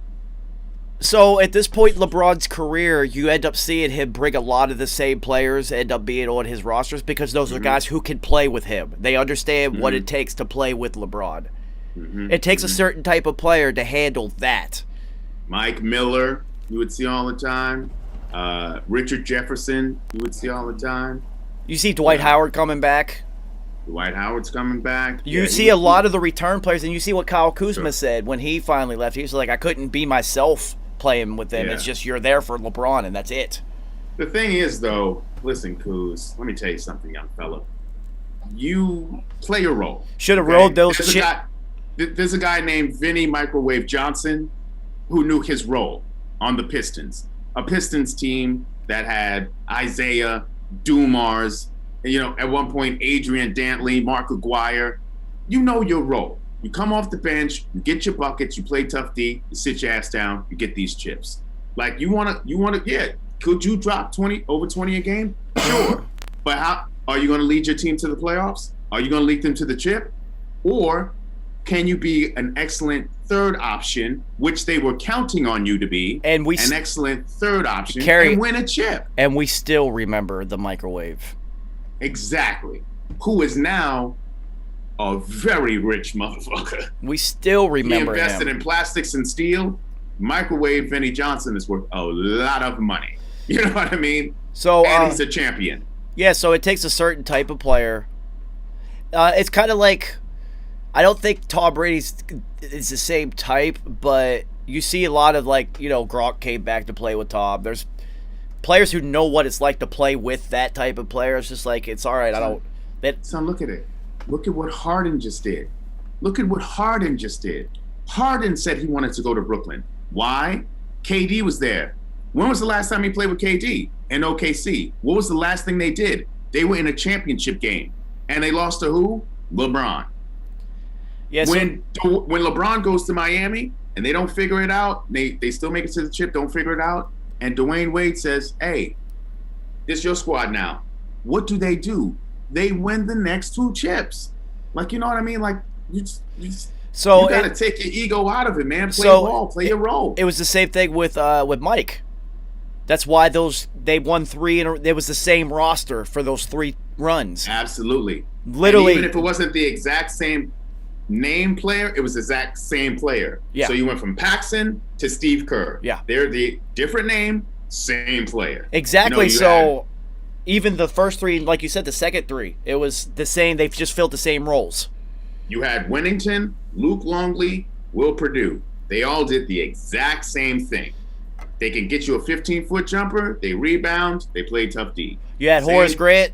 Same thing. Dennis Rodman. Then Dennis Rodman. Then you just upgraded. Yeah. You got less offense from Dennis, but you did get offense from Dennis when you needed to. When Pippen decided to get the surgery and then was out for the first half of the season, Rodman gave you buckets.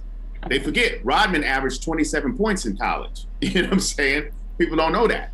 Yeah. So he gets you buckets. He decided that he was going to be the best rebounder in the game. And then also, what did he do for the Pistons? Also, he generates offense with the outrageous amount of offensive rebounds he gets.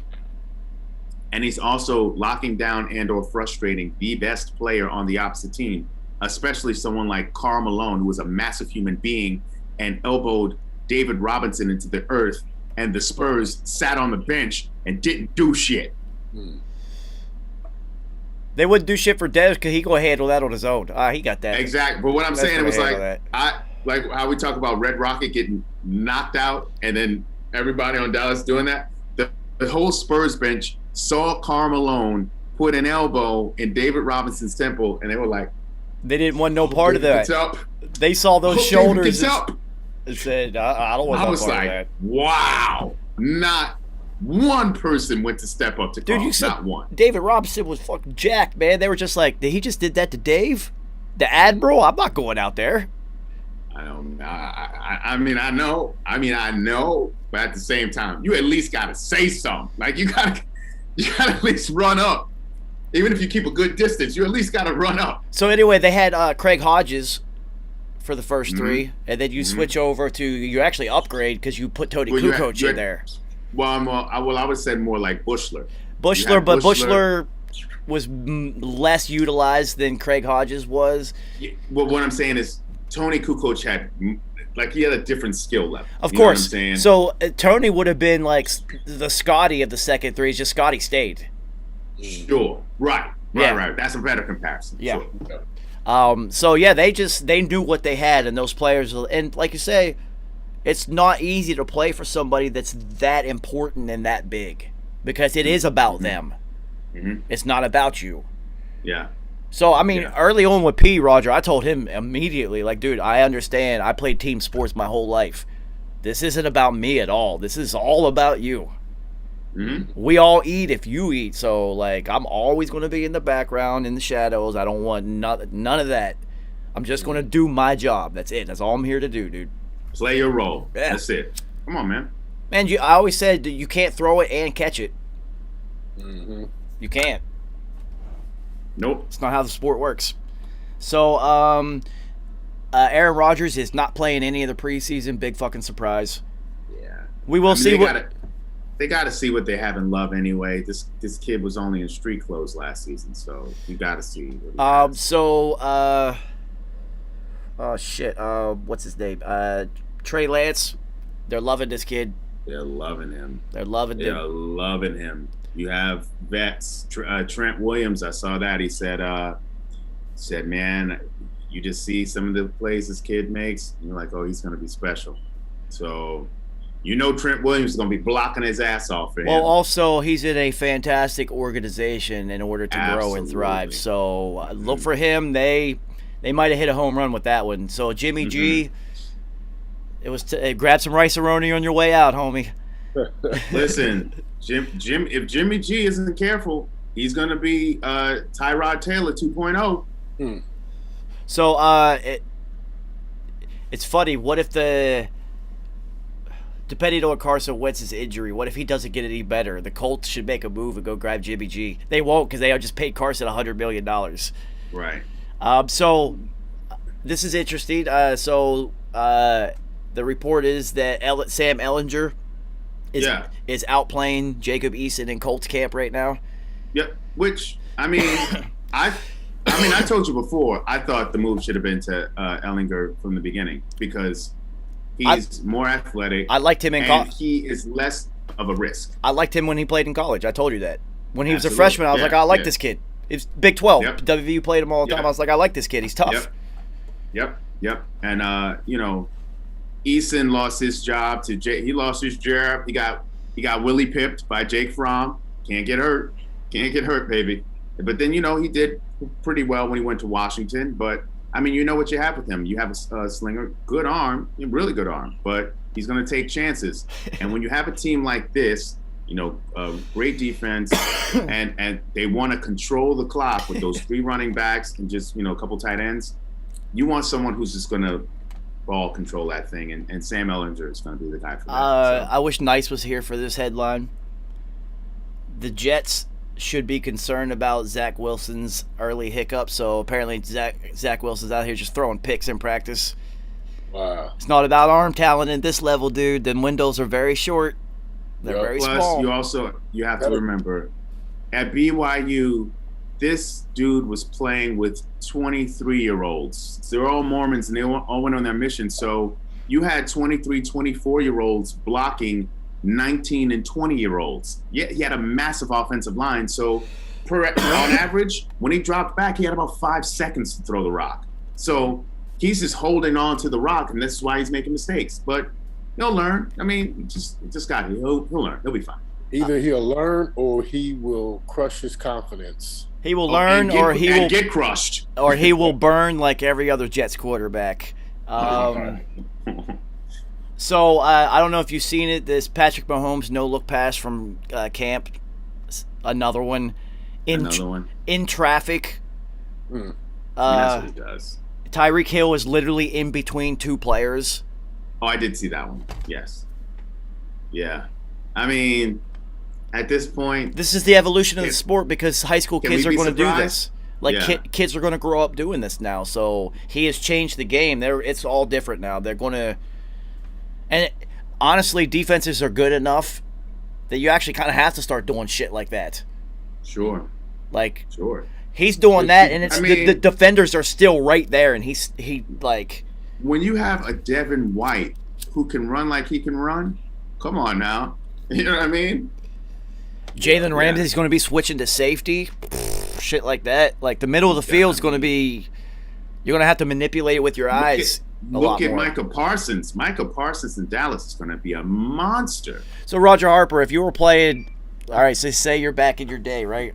The quarterback throws a no-look pass. Did anybody ever do that? Hell no. Hell no! We're going to do that shit, you know?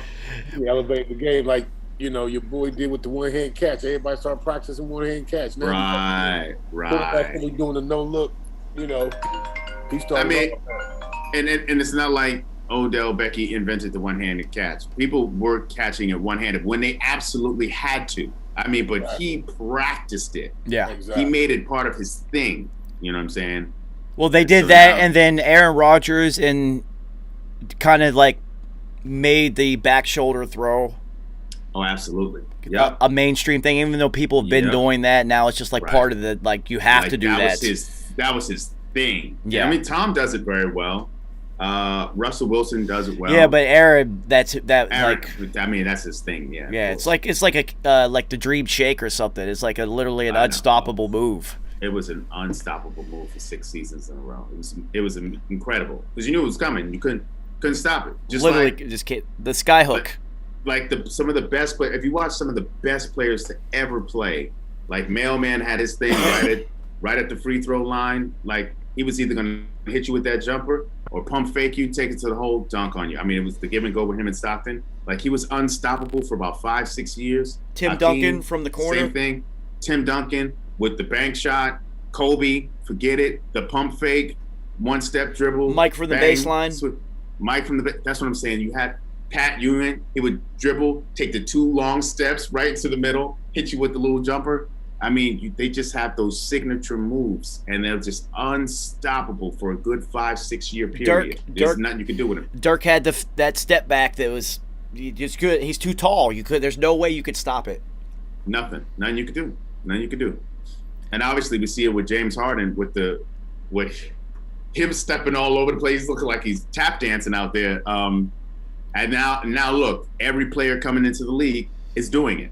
Yeah, every player. Everybody does it now. Mono with the Euro. People weren't doing the Euro like that until Mono really was doing it. He literally was the first one to bring that to the NBA and be successful. Like, right. And like, he did it with consistency. I mean, I remember seeing it for the first time. I was just like, he just walked. That's what everybody was saying. He just walked. That's what everybody was saying. Right. Yeah.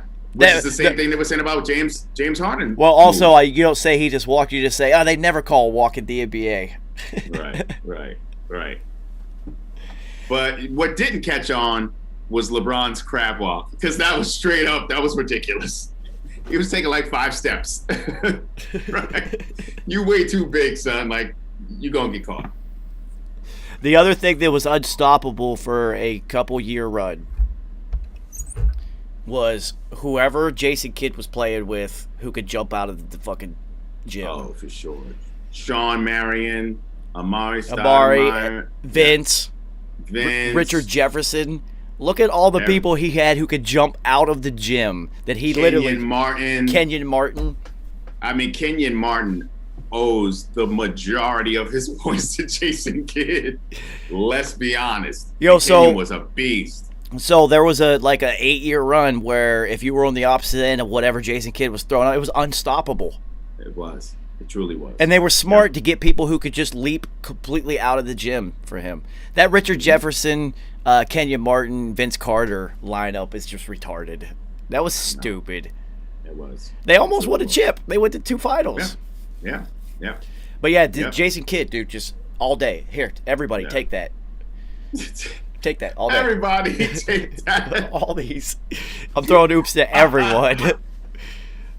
It's hilarious. Because it's just like, it was literally like Gary Payton back with Sean Kemp, where he wouldn't even look. He would just throw it wherever. He's going to go get it. And that's a perfect example of 2 people needing to get on the same page. Once they figured out, hey, okay, this is what I do, and this is what you do. And well, you know what? let's work together. Like, I know you want to be the man, I'm trying to be the man, but like we could be the duo. So could you imagine out. the first time in practice where like Gary Payton like kind of let one go and Sean climbed the ladder completely and still got it? That was probably it, where he was just like, I can do anything. I can throw this anywhere. I'll tell you exactly what that moment looked like.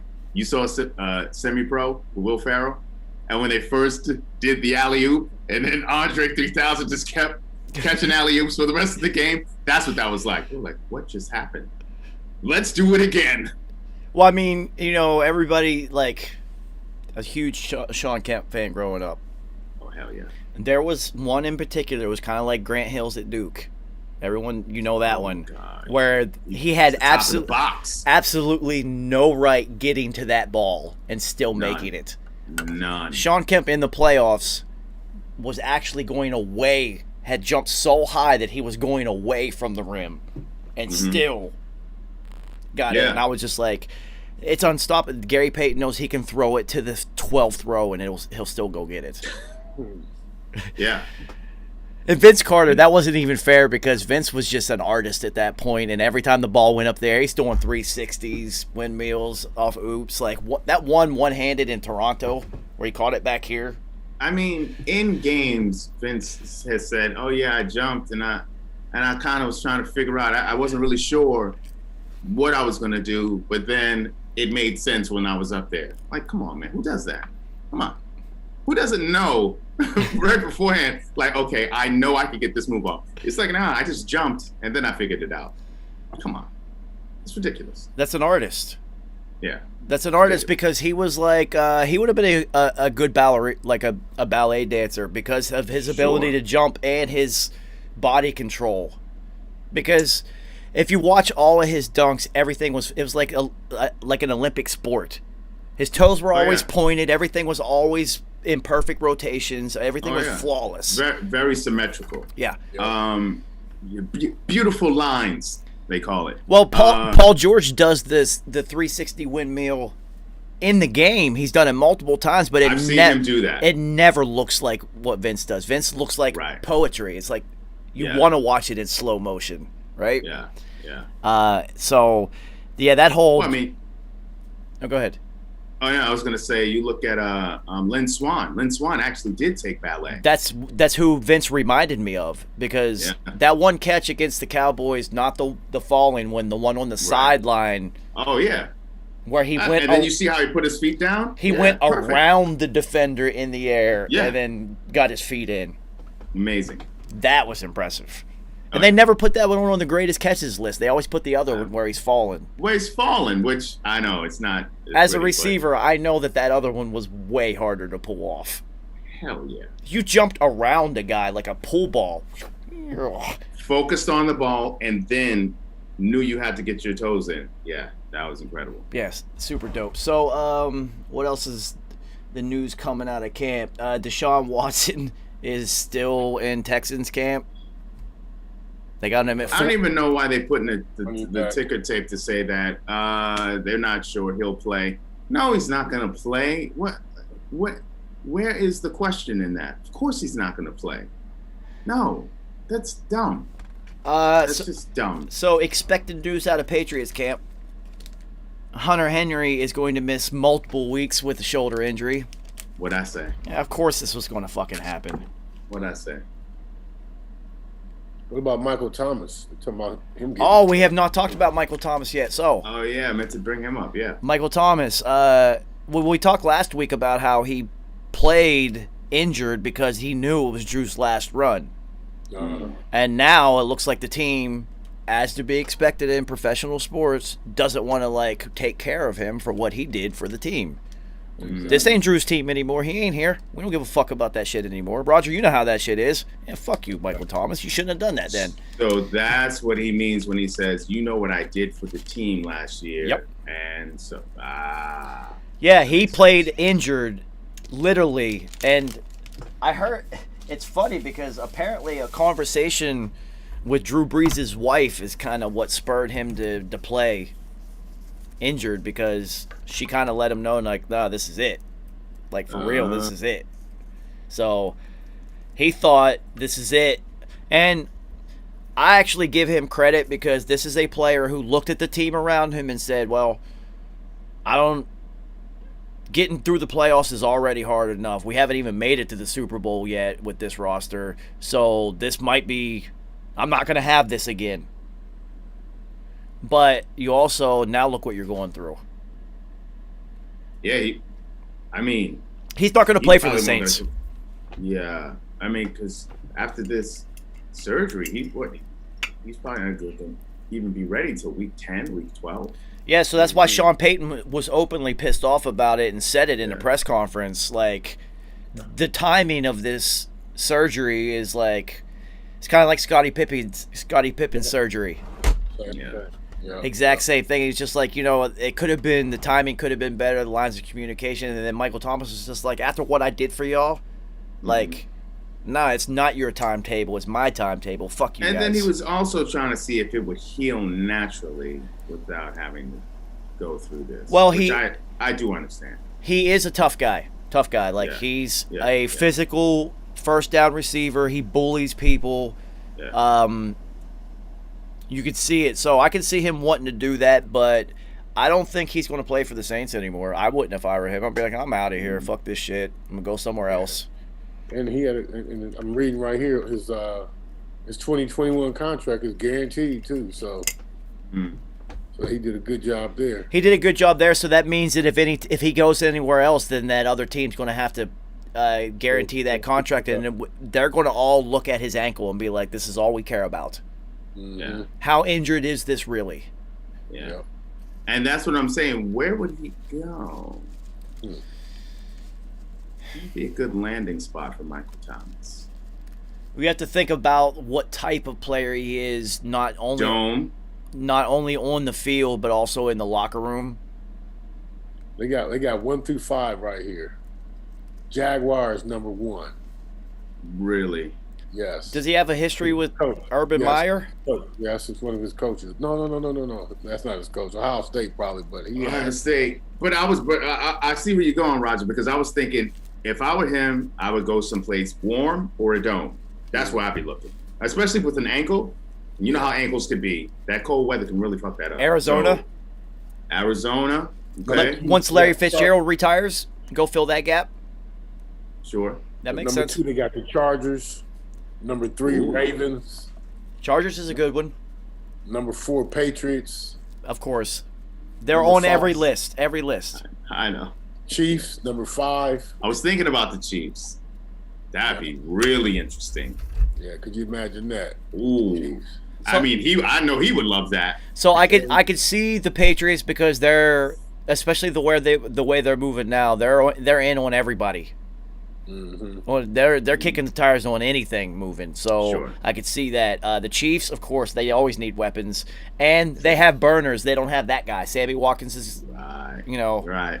Yeah. So they don't Sammy have Watkins is in Baltimore, as a matter of fact. exactly. So they don't have that guy. I can't see him going to Baltimore. No, I don't see that. that one doesn't make sense. The Chargers, I think that Chargers is interesting. I think that any receiver would want to consider going there. Sure. Mm-hmm. Sure.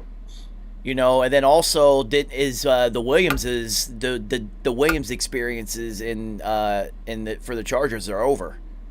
Yeah. So Mike and Ty Williams are both gone. Where's Mike? Didn't he just go somewhere else? I thought he was still with the Chargers. You might be right. Yeah. Ty Williams is out of there. Ty Williams is gone. So I don't know. He was always hurt. I don't know if But Mike. I think Mike is still with the Chargers. He'd be smart to stay there. Yeah. Then the 6 or 7 spot they said he could possibly go to would be the Jets at 6 and then the Eagles at 7. Oh, those are 2 terrible options. Don't do neither one of those. Yeah. Don't do it, Mike. It's odd that Pittsburgh's not in that list. Mm-hmm. Claypool, Deontay Johnson. I hear what you're saying, though. They still got Smith-Schuster. And they still have Washington as like the back end option, who he has requested a trade because he knows he's not going to get on the field. I get that. I would request a trade too. So Pittsburgh's probably Cleveland. They're loaded. They don't need it. Cincinnati. They got an honorable mention for him too. Dolphins, 49ers, and Raiders possible teams. I could see more Dolphins. I could see. I actually thought about the 49ers. Raiders. I wouldn't want to go to the Raiders. The only thing that is like it keeps them in a dome, sure, but So the 49ers make sense front office wise. But sure, I think with him that you need an established veteran alpha quarterback. Yeah, that's what I'm thinking. That's why I said the Chiefs make a lot of sense. Wherever Aaron Rodgers would end up would make sense. You know what I'm saying? Aaron Rodgers, wherever, even in Green Bay, because you could free Devontae to not have to fill every single role. And he could just go be explosive Devontae and just get open and do things. And now you can have Michael Thomas fill that, because Michael Thomas does a very specific thing. Exactly. He's unstoppable at it. To the tune of 130 fucking catches a year. It's retarded. Which is why, that's why I'm saying I'm choosing places with veteran and QBs. What blows my mind, Roger, is his catch percentage. Oh yeah, Is everything. It's in the 90s. He catches everything. It's between him and D Hop. Yeah, D Hop makes harder catches, more acrobatic. Right. But Michael Thomas, it's like almost guaranteed. You throw it to him, he's catching it. Yeah, and Drew Brees was so accurate. He'll take a hit too and still catch it. That's why I said he's physical, very physical. Yeah. Oh yeah. It's like his older cousin, Keyshawn Johnson. A lot stronger than Keyshawn, but very similar. Yeah. But he does do a very specific thing, and the Chiefs, he could do just that, because Kelsey can now navigate the seams and whatnot. You have the cheetahs outside, just the track athletes running, and he could fill that void, which they don't have. They don't have that. And kill it. And he can't say shit to Patrick Mahomes. What do you want to say to Pat? They're going to look at you and be like... I mean, also, the Walrus would put him in beautiful situations. You know what I'm saying? Yes, of course. Yeah, he has to have an established quarterback. He's too dominant of a personality. Exactly. For a young quarterback to figure it out. Possibly Tampa. I thought about that for a second. If Chris Godwin leaves. But how long is Brady going to be there? That's why I was like, I wouldn't. And the Miami thing, Tua or not to Tua. What if you sided Tampa for like 2 years? Just to try to grab a ring real quick. Go get a couple of the go. And then also stay in the division. Yeah. And stick it to the Saints. Man. Because he seems like the type of player who would really want to do that. Sure, especially how things are playing out now. Yeah. And I think Bruce Arians would welcome it. Like, yeah, come on. Come with that giant chip on your shoulder. We love that. Come on. Who have they turned away, though, honestly? Exactly. You know what I mean? Who have they turned away? But you know what? It's funny because it worked.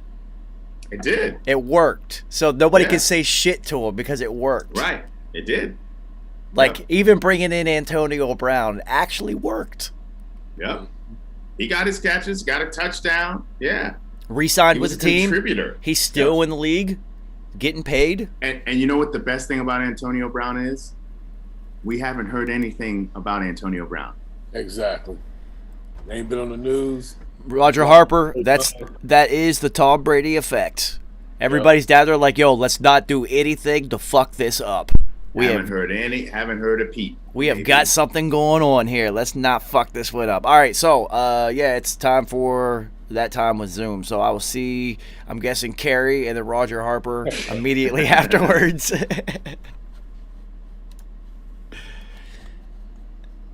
Let's see. Let's add them in.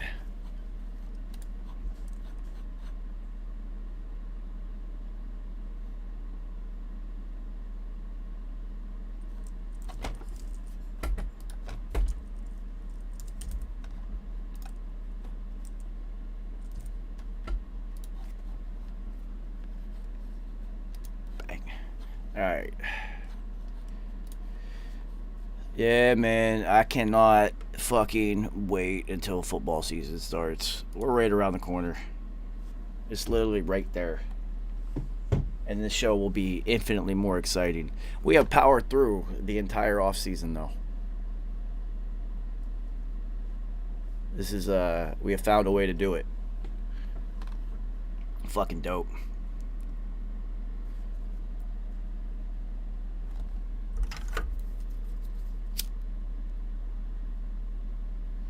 Oh boy.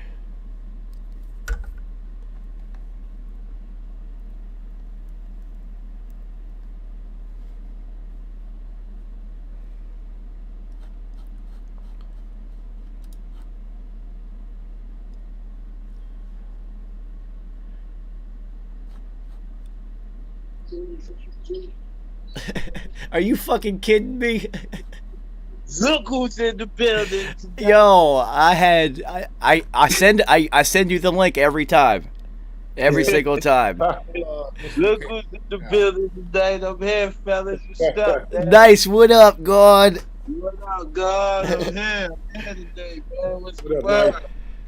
What up? I finally made it. I made it. What's up, y'all? Chilling, man. Yo, the season is right upon us. Nice. Yeah, man. It's close, man. I'm so happy. It's football season. Nothing better. I love it. Also, yo, nice. Well, I got you on camera because this will make it a legally binding contract in New York. You're in for this Jets and Patriots game, right? Of course. All right, so we will be talking about which tickets we want to get because I know how many, like, it's on now. Yo, this is going to be hilarious because I'm telling you, this is a huge surprise to have Nice pop in out of nowhere. I was like, what the fuck? Nice the future. Yeah. Oh, we got Nice. Oh, what a surprise. I'm in the building. Yeah, What's up, son? yo, Kerry, football season's around the corner. Nice going to start creeping in, man. Yeah, I see. It's football time, man. It's Okay. It's Oh, you had your little off season. I see. Yeah. See Yeah, I your had a little little- off season. Yeah, I had a little off season real quick, but I'm back, baby. All right. What's up? What's up, man? Oh, yo, Nice. I had Twit on Mobb Deep Monday last night. Oh, I know it was hilarious. Of course, it was hilarious. Yo, he played. he sent me like 4 songs off of his new project coming out. Yeah. Yo, whoever's Hilarious. making these fucking beats. Oh my fucking Yeah. god, dude. Yeah, Monster. Twit always gets fire. Yeah, beats, Twin has got an excellent ear for beats. Yeah, he definitely do. His beat selection is be retarded. And not only is it just good beats, they all fit him. I told him that last night because I was like, dude, you've always had an excellent ear for what you can do correctly. Yeah. Dude, Yeah. dude, I was impressed. I was like, oh my, and he's so polished right now. He's like, everything is so clean and precise. I was like, holy shit, he's like a real rapper now. Yeah, shout out to Twin, man. Twin, what's up? All right. Yeah, hilarious. Nice. Reports not looking good out of Jets camp. I mean, it's not looking good because they expect him to just come in and immediately like change everything. Like we know it's gonna be ups and downs. He's a rookie. It's nothing that serious. Like I seen a lot of footage. It's not really that bad, man. It's not that bad. It's just the defense of the Jets is playing extremely aggressive, which is like, It's early You season got- football. The defense always plays better in the early season. yeah, you know how that goes. The defense is playing extremely aggressive right now. Well, that's a good sign. I mean, I expect that from a Robert Saleh led team and defense to be extremely yeah. aggressive. Yeah, You got- he's getting a lot out of the corners that wasn't even doing anything. You know who you guys should go get as a D coordinator. Go get Rex Ryan. Oh man, that would be dope. Not bad. That Not a would bad be idea. dope. Yeah. Yeah, that's a great idea. Actually, not a bad But idea. Yeah. but the boy can play, man. He can play. So, Kerry, do we have to call him? Would it be touchdown John Smith? Probably. Yeah. So he's touchdown Probably. John Smith. He's the Mormon Jesus. All right. So, Yeah. well, if he does succeed, he will be the Mormon Jesus.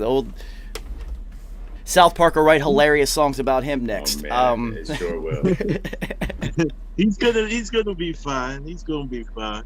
Nice. We haven't talked to you in a while. Carson Wentz hurt. Yeah, Carson Wentz out of there. I mean, that's a real huge blow for the Colts right now. But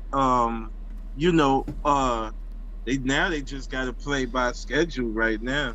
So you got to look at sneak a win on. You got to look at 17 games now. So say that they could, before he comes back, they could sneak out to at least 500 because their roster is extremely loaded, good coaching staff, all that. Yeah. So they could win. They can sneak a couple games out. Kerry, do you think they regret not having briskets down there now? You're damn sure right they do. Yep. Damn sure right Certainly they do. Yep. He was literally the perfect backup for that team. Mm-hmm. So, because he wasn't in danger of taking Carson's job, but he can still get you some wins. He's not going to lose the game for you. Doesn't lose the game, and everyone respects him. Everyone Show- football-wise respects him. He shows up, first one in, last one out. He's got moxie. So if you got Parcells talking about you openly about how much he likes you, then you're a football guy for real. Everyone's going to like you. damn straight. And just like we were talking about LeBron, Parcells had his guys go with him everywhere. Yep. So the Broncos are doing something stupid. They don't know who to start. They're flip-flopping between Teddy and Drew Lock. Like, what do we do? It's Teddy Bridge. I don't even know why this is a discussion. It's Teddy Bridge. Let Frat Boy do cake stands in the Colorado Rockies. I don't know what we're talking about. So, the NFL is allowing unlimited players to return from the IR this season again. Smart move with the extra game. Because remember, it used to be only 2 players could return. Mm-hmm. Yep. Now they've opened it up. So they also have, was it 6 weeks IR that they did last year? Yeah. Mm-hmm. So Which I like. I imagine they're going to keep that. That's smart. They need to. Because the player loses his whole season, so he'll risk it all, get hurt further, and then lose 2 seasons. Roger Harper, how would things have been different if they had this 6-week IR when you played? Yeah, they'd have been. They wouldn't have been on IR. Shit, they'd have been playing. Yeah, They've been playing, right? Yeah. That's what I'm saying. They've been trying to get on the field. That's what I'm saying. You risk it all. You're not trying to lose that. You're not trying to get Wally pipped. Hell no. So, I mean, I think it's good for especially like marquee players if they get an injury, especially in a contract year of being like, let me just. It's great for teams that definitely have a Super Bowl chance. Yeah. I mean, look at what happened with Sam Akers. Sam Akers was not having a great season, and then he kind of got hurt, and he was on the IR a little bit. Then he came back, and then he just went on a run. And then it looked like when the Rams had a run game, then they looked unbeatable. Yeah. Because then you could hide Jared Goff more. You know what I mean? So I could see like the Bucks utilizing the 6-week IR. Sure. If somebody gets hurt because they're so in the Browns, they're so loaded roster wise, they'll just be like, "Nah, go ahead and sit down. Like, sit down. We're worried about the playoffs. Don't worry about that." So the other news is that Matthew Stafford is playing better than he's ever played before. Doing absolutely amazing, incredible thing. Aaron Donald said he's never seen anything like it before. I mean, that was a given. Mm-hmm. I mean, Matt Stafford is an elite quarterback. He just was on a terrible team. So, which you would only see on Thanksgiving was the only time when the nation would ever see them play. Or you would only see it when he was throwing the rock to Calvin Johnson. And it would mostly be Calvin Johnson highlights. But, I mean, normally Matt Stafford was evading 3 guys and then chunking it. He'd find Calvin and then just chunk it. Yep. So you guys know, so when Odell made that catch, right, and they asked him about it, one of the things that he said was, "I've made that catch a ton of times in practice. You guys have just never seen it." Mm-hmm. You guys know the best plays I've ever seen have always been in practice. Somebody does something, you're just like, did you actually just see what happened? Mm-hmm. Yeah. So now they're seeing Matthew Stafford do things in practice that they've never seen before. But just like what Aaron Rodgers said, they said it was like the no-look pass. Matthew Stafford's been doing that. There's a guy up in Detroit that's been doing that for a really long time. And actually, Aaron said that he started doing it for Brett Favre. Yeah. Right. Yeah. You know, Brett Favre just was doing it because he thought he could fit any window. Yeah. He had that weird. And he was just having fun. Yeah. He was just having fun with his Wranglers out there. You know what I mean? Good old boys at Wranglers. You know what I'm talking about? So Bateman is got a groin injury. Oh, That's not good. That's not good for the Ravens because those types of injuries tend to stay around all season long. Yeah. And he already established himself as clearly their number one receiver. Not even. Yeah. It's easy. Yeah. Easy. So As I knew he would. and the Ravens is going to be running the ball a lot. Yeah. Well, I mean, if your man Lamar cannot catch Rona for the third time, Yo, I love it because he said, "I don't care how many times I catch the roadie, I ain't taking shit." well, no, you know what he said. He said he basically said that because he said, "I got to learn more. We'll see. What else is there to learn, son? Like we going into year 2. You know, like, what else is there to learn? You've caught Roney 19, you caught Roney 20. Like, yeah, man, you catching every edition of the Rona. You should know it all by now, my friend. So. Yeah, well, it's funny great. because Captain Kirk also said, "Nah, I'm Captain Kirk. I'm not taking no vaccine." This fool said he wants to be in a bubble. I'm gonna just put myself in a plexiglass box. When Lamar says some shit, people are like, okay, but Captain Kirk, you ain't done nothing. Lamar at least was an MVP. What have you done? I mean, that's about the only way that Captain Kirk is not getting sacked in the first 7-8 weeks of the season. Basically, just start coughing. Say dude, because he is consistently his entire career played terrible to start the season. They're always like 1-4 or 0-5 or something retarded.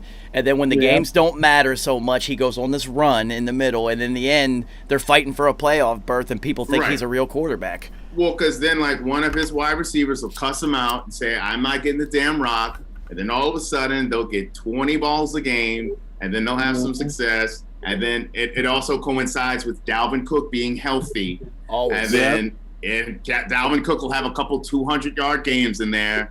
And then when you really need Captain Kirk to really make a play, disappearing acts, my friend. So, speaking of wide receivers that yell at Captain Kirk, the Bills, they just re-signed Josh Allen and gave him an absolute ton of money. Yep. And they made sure to top Mahomes' guaranteed money. Yeah. Total money not, but guaranteed yes, just to make guaranteed, it. Yeah. But the way just that to do the thing, they always do that. Of course, they do the thing like that. So that also sets up that that just sets the bar for the next ones. The next one. So you got to think of Aaron Rodgers' next contract. Lamar Jackson is up, and then not in a real small window. Herbert is going. You're going to have to give that guy an absolute Brinks truck full of money. But also, even going back to Lamar, he has to think about this. Now, he's missed the first start of training camp, and he missed some significant time last season with this Rona business. Now, if I'm Baltimore, I'm like, son, you can't stay on the field because of this thing. It looks like Rona loves you. And if we can't keep you on the field, how do you expect to be making Josh Allen money? So that they could absolutely try to put something in his contract to say, hey, look, so check this out. Jab time, and then maybe I bet you they'll put a Rona clause to where if he does get sick and misses time or whatnot, then he might not get like his game checks or whatever they would normally get the guaranteed money because he is a marquee player and whatnot. So you'll definitely see escalators that say he has to play a certain amount of snaps, a certain amount of games. So Rona's going to affect his money. Yo, Roger Harper, how thick was your biggest NFL contract? My first year was 1.4 with a 400,000 signing bonus. That was with the cap, with the new cap. And then when I got to the Cowboys, I did a 1.6 for 3 years, and I got released my third year. I didn't get to my last year of my contract, which was supposed to have been 600,000. So I imagine that your Cowboys contract was probably like this thick. Yep. I had a bunch of little shits in it. That's what I'm saying. So imagine like these new deals that are $200 million guaranteed. Like they're going to be 1,000 pages long. There's going to be so many clauses in there and whatnot. Absolutely. And it has to be when you're playing with $100 million guaranteed to somebody. You have because to. the team has to, protect its ass to be able to get that money back if, some shit happens. Well, so you see, all right, so if you're willing to, if a player's worth that much money, Patrick Mahomes, Aaron Rodgers, Lamar Jackson, and they get hurt, like Tom Brady injury, blown knee, I'm done for the year, that team's done. That team's done. It's done. Look what happened to the Colts. Yep. Peyton Manning gets hurt, they're done. They get Andrew Luck by default. They get the Tim Duncan of the NFL and luck into a bad record to get Andrew Luck immediately afterwards. Yep. And then look what happened when he got hurt. Immediately fell off. Yep. So there has to be clauses in insurance setups to where you're not going to have to pay. Because all these contracts in the NFL is all about guaranteed money now. You know who has been surprisingly durable throughout his whole career? Frank Gore. Matthew Ice Cream. Yeah. Matty Ice has been, we give him a lot of shit, and I still call him Matthew Ice Cream because he does melt under pressure when that heat is coming. But he has been incredibly durable throughout his career. That's to because the point where they didn't even draft a quarterback. So I'll give him a double-edged sword on this one. He would much rather throw an interception than get hit. Sure. Yep. And then he's not chasing you. He's not chasing you. And then the other side of that is he is very smart. So he does. He's not about. He doesn't make a lot of stupid decisions. He just melts when it counts. He folds under pressure. So, I can see that. A smart quarterback will last a long and be durable. Tom Brady literally that was one and motherfucking Bernard Pollard. You god motherfucking piece of shit. We will hate him for life. I don't care how Tom has won 1 million Super Bowls since then. We will never forgive him for that hit. Yeah. I mean, honestly, that was actually Randy Moss's best chance to win that ring. Exactly. That's why we will never forgive him, because that was the plan. That was it. That was it. Yep. That was definitely it. Yo, it's funny because he caused He did it to another quarterback too. Yeah, he did it to another quarterback, but he caused 3 separate injuries to Patriots players in his career that was a season-ending injury. 3 of them.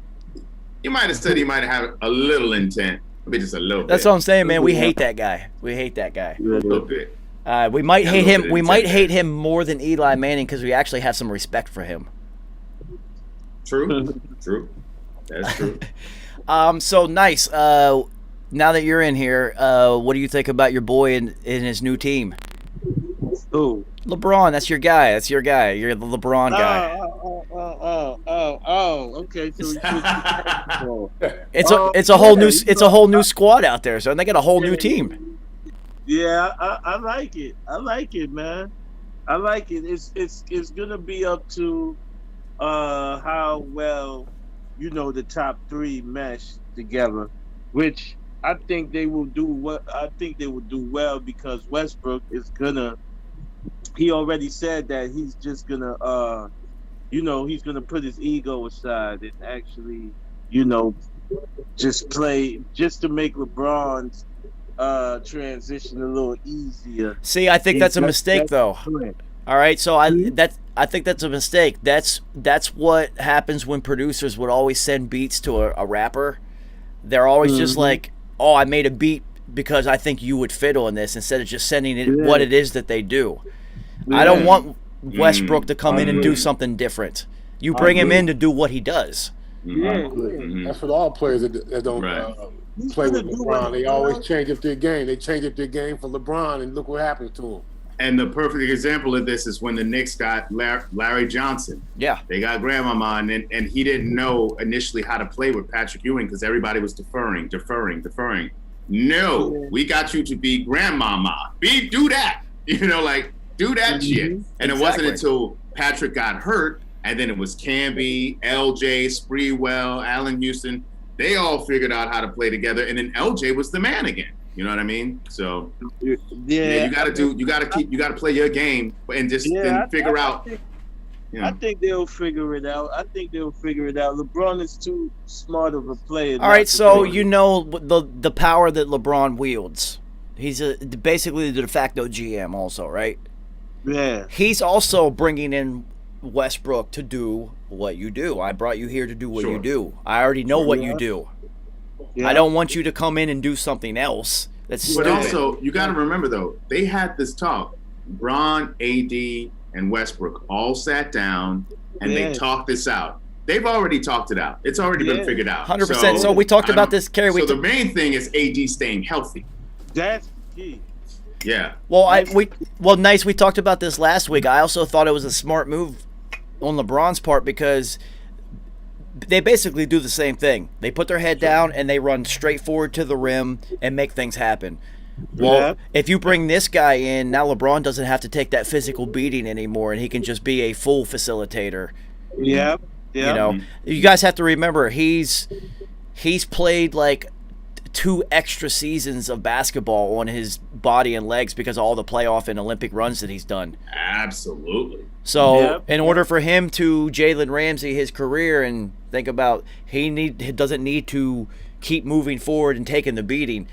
Because there's only one way to stop LeBron when he's moving forward like that. Foul him and send him to the foul line. That's the only way. You're going to have to hit this guy. You know. I mean, and you got to really hug him. Yeah. Like you can't just foul him. You got to jump on him. So and it's also a chess move too. Yeah, so who the Westbrook always shows up and really play against? Kevin Durant. Oh yeah, sure. Yeah. And Kyrie Irving. Sure does. He always shows up. And you know he could punk Kyrie on the offense end. He'll just take him down low. Like, give me the rock. I'm on the block. That was also part of the plan. You know what I'm saying? No, it makes 100% sense, and you're going to see LeBron less active offensively, especially early in the season. We talked about this, Kerry. You could let Russell just run himself. He never gets tired. Just run all day. Yeah, he never until gets tired. And LeBron can just activate it after the All-Star break. All right, let's turn it on. I got this. And here's a pickup that not many people have talked about at all. Man, Kendrick Nunn was a great pickup. Holy shit! Like this guy can ball. Like I don't understand. I don't think like people really understand how great of a move that was. Kendrick Nunn was a dope move. Kendrick Nunn can ball, man. Yes, he can. He was almost rookie of the year. Like this cat can go. I mean, he had the thing with Rona, and it messed him up a little bit in the bubble. But later in the series, you saw he was hitting shots. He was keeping the heat in that series against LA. All right, so with him, that's your 6th man. That's who you bring off the bench then, and allow him to dominate. Right. So the other one is, I wouldn't say that they picked up Carmelo. I think they picked up Olympic Carmelo, and if they picked up Olympic basketball Carmelo, that's big. Oh yeah, he'd be at the 3. You know that's how he's gonna play. That's exactly how he's gonna play. And also, watch out for Kent Bazemore and Malik Monk, man. Them two I mean, I expect him to play be more integral defensively. But Kent Bazemore's year in Golden State, that upped his level of play because he got to play with Draymond and really get to see what defense was about. He got to play with Steph. Like, he got to play with these guys, and that really upped his game. And he said it himself. He said, I see what this next level of basketball looks like. Yeah. And then just with the opportunity to play with LeBron, I mean, he got to play with Steph, and now he's get to play. I could see the allure, of course. I'm like, I might do that too, you know. And Malik Monk, we probably be able to finally get to see what he could do outside of Charlotte. When you know, he can put up numbers when he gets out. So nice. Does this make Kawhi end up in Golden State? Maybe either Golden State or Miami. He's gonna end up somewhere. I don't think he's gonna stick around. No, he's not. Him and Paul George are not. They've not exercised their player options. They are not going back to unless they get new deals. And Kawhi's management, his uncle, is really weird about shit like that. He's gone. That experiment's over down there. LeBron has made it. It's still Laker town. You weren't able to do it there. You know what's interesting too? Kawhi also had the Knicks on his list, but the Knicks, they just signed a bunch of people because they didn't want to wait. They were like, we don't know. Dealing with your uncle, we don't really know. I get that, but here's the thing. Now Kawhi and Dame Lillard and a couple other names, but like Kawhi and Dame Lillard have expressed wanting to come to the Knicks, and that just shows you the culture shift that has happened with the Knicks and Zion. Which will be. And Zion, exactly. So which will be super dope, man. Fuck you, KD, who said nobody wants to come to the Knicks. Yeah, right. So, well, shout out to KD for signing a 4-year extension to stay in Jersey. So that's that. That's what he stayed. Yeah. That's there. In Jersey, I know. But yeah, basically they are. It's Jersey. I don't care. You'll never be the Brooklyn Nets. I don't care. It sounds stupid. You are the New Jersey Nets. I remember Jason Kidd, Vince Carter, Richard Jefferson. Kenya Martin, we just talked about this. Kenny Anderson, Derek Coleman, Drazen Petrovic. Kerry motherfucking Kittles. Oh, yeah. Kerry Kittles. Kerry Kittles is the reason. Oh, Keith Van Horn? Keith Van Horn, son. Yeah. Kerry Kittles is the reason I wore one long sock and one short one in football practice in college. Skittles. Yeah, man. Yo, you talk about a dude. I hadn't seen too many dudes run up and down the court as fast as Kerry Kittles. I always thought he was going to hurt himself every time he went up for a dunk because he was just going full speed the entire time. I thought he was going to really hurt himself. And he can shoot, too. Yeah. Kittles put up numbers. He put up numbers. So, nice. I keep wanting to talk about the Jets because I keep seeing this headline and it makes me laugh. And you haven't been here for a while. I'm gonna remind you that you said that too, Joe. I keep wanting to talk about the Jets because you never said no shit like that before. Well, because Nice is here, so it's just like it's a rare treat, Yeah.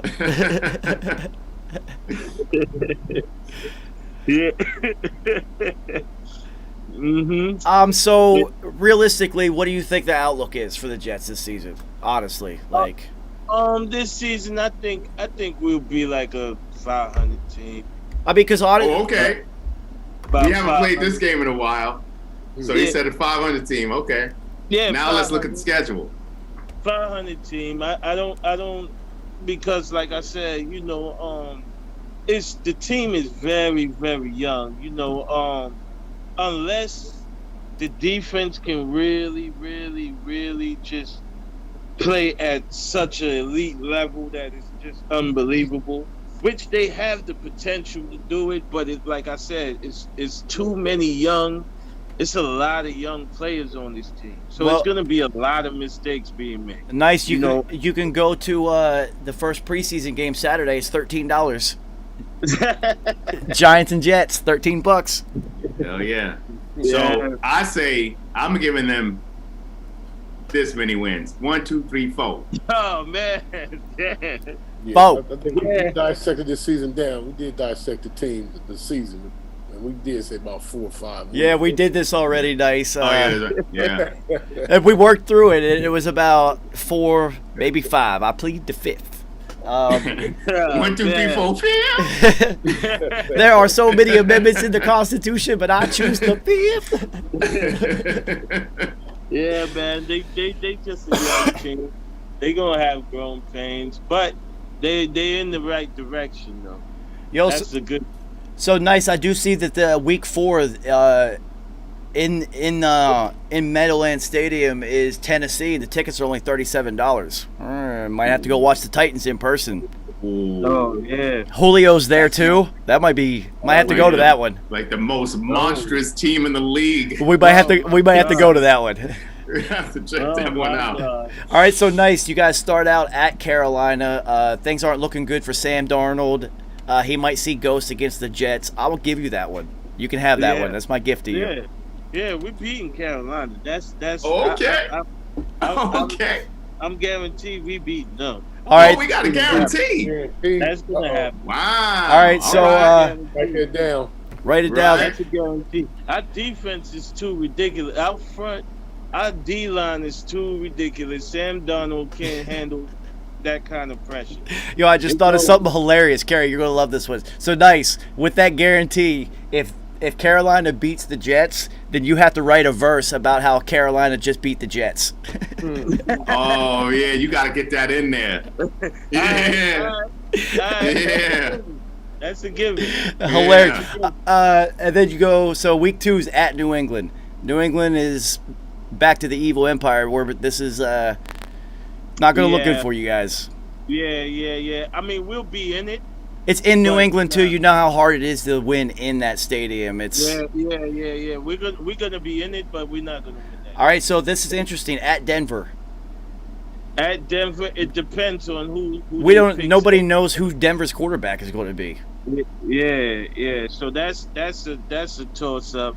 You know, we can. But we can they will have Von Miller back, and they will have Bradley Chubb back.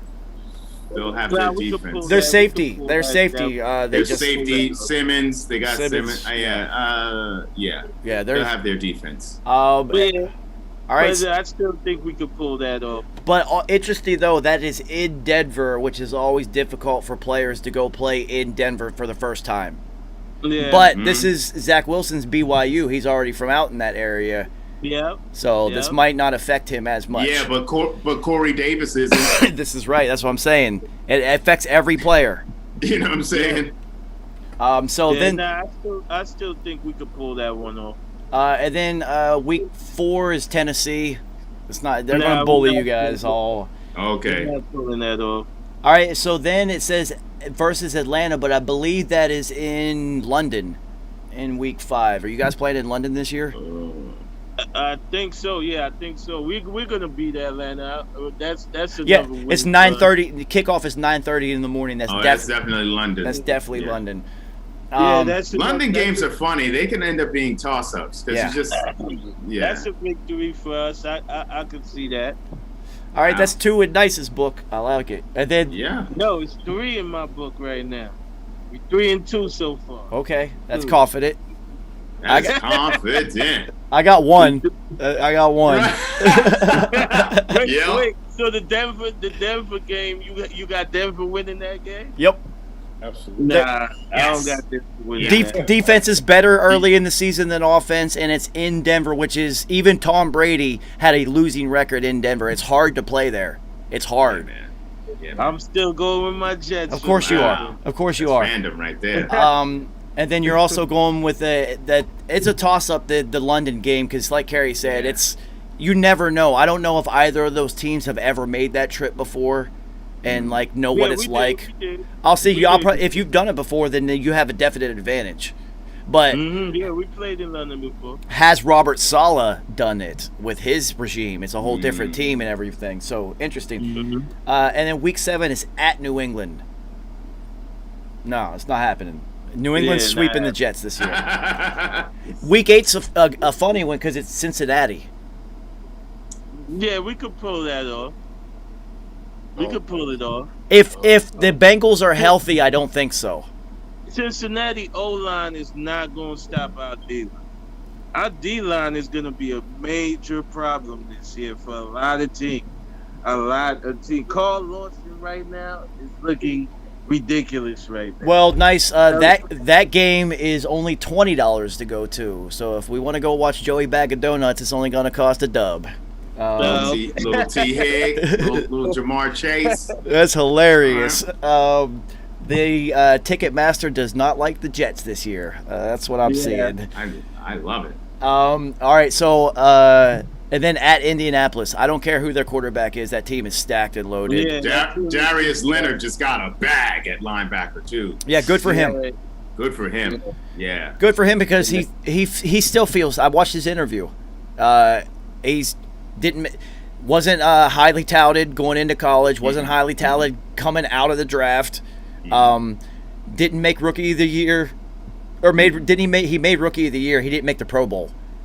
Right. So he said but he was still like All pro. He's All still pro. an He didn't make player. the Pro Bowl, and that pissed him Yeah. off. And then even coming Yeah. into this contract situation, they wanted to disrespect him because of his history. And there's like, look at what I did on the field, though. So good for him. And the Colts always take care of their players. Yeah. It's a good organization to play for. They always take care of their guys. Yeah. Also, some real quick news too that just flashed is Golden State considering getting Ben Simmons too. Yeah, they've been flirting with that. The thing of it is that he's defensively, they have so many shooters on that team.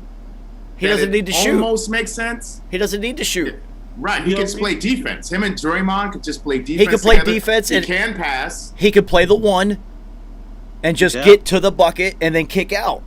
And then also, you are on a team with two of the greatest shooters to ever walk Earth. So you just gonna fall into a better shot eventually. Yeah, they just do what they do in practice. Just do what they do. Right. Yeah, that's all you gotta do.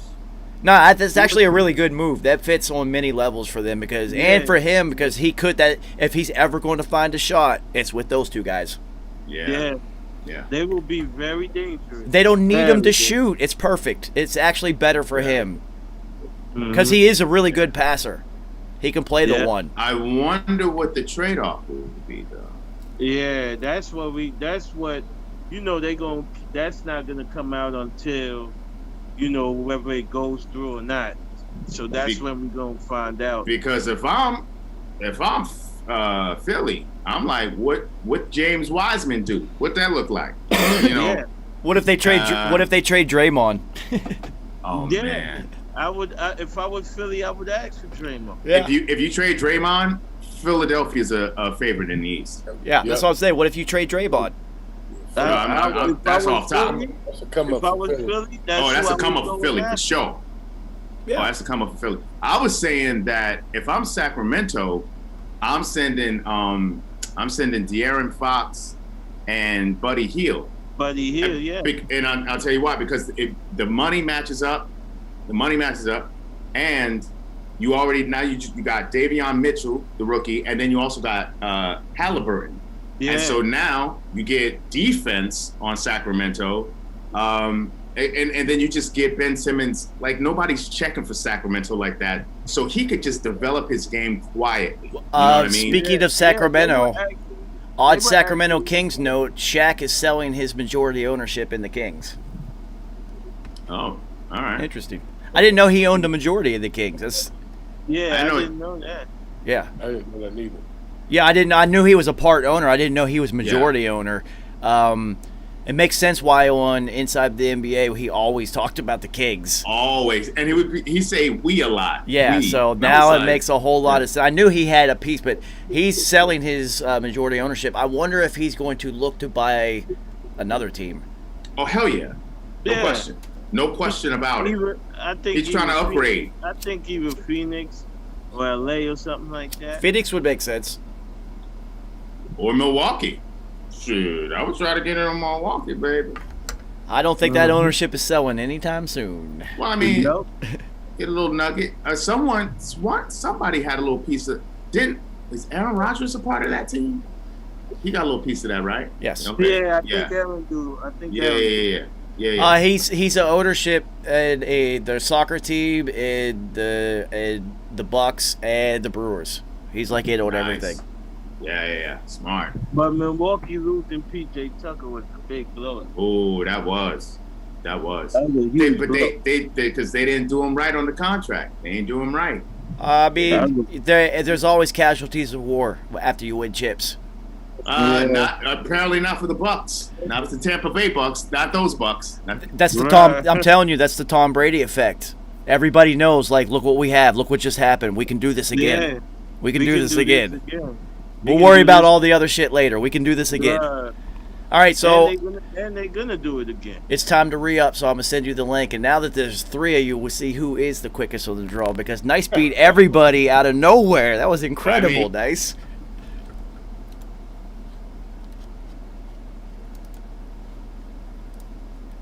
All right, hilarious. Shout out to Nice for coming through.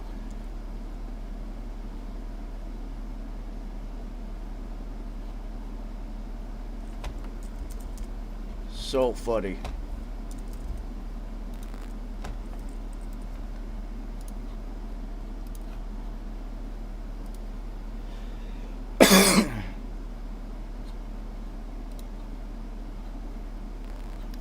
Hilarious. You gotta love it when Nice pops in. A new football season being upon us, that this is going to be a regular occurrence now. Hilarious.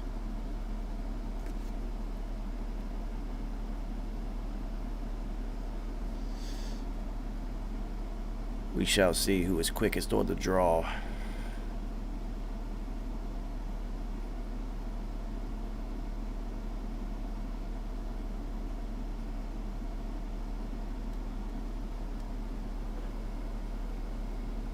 So,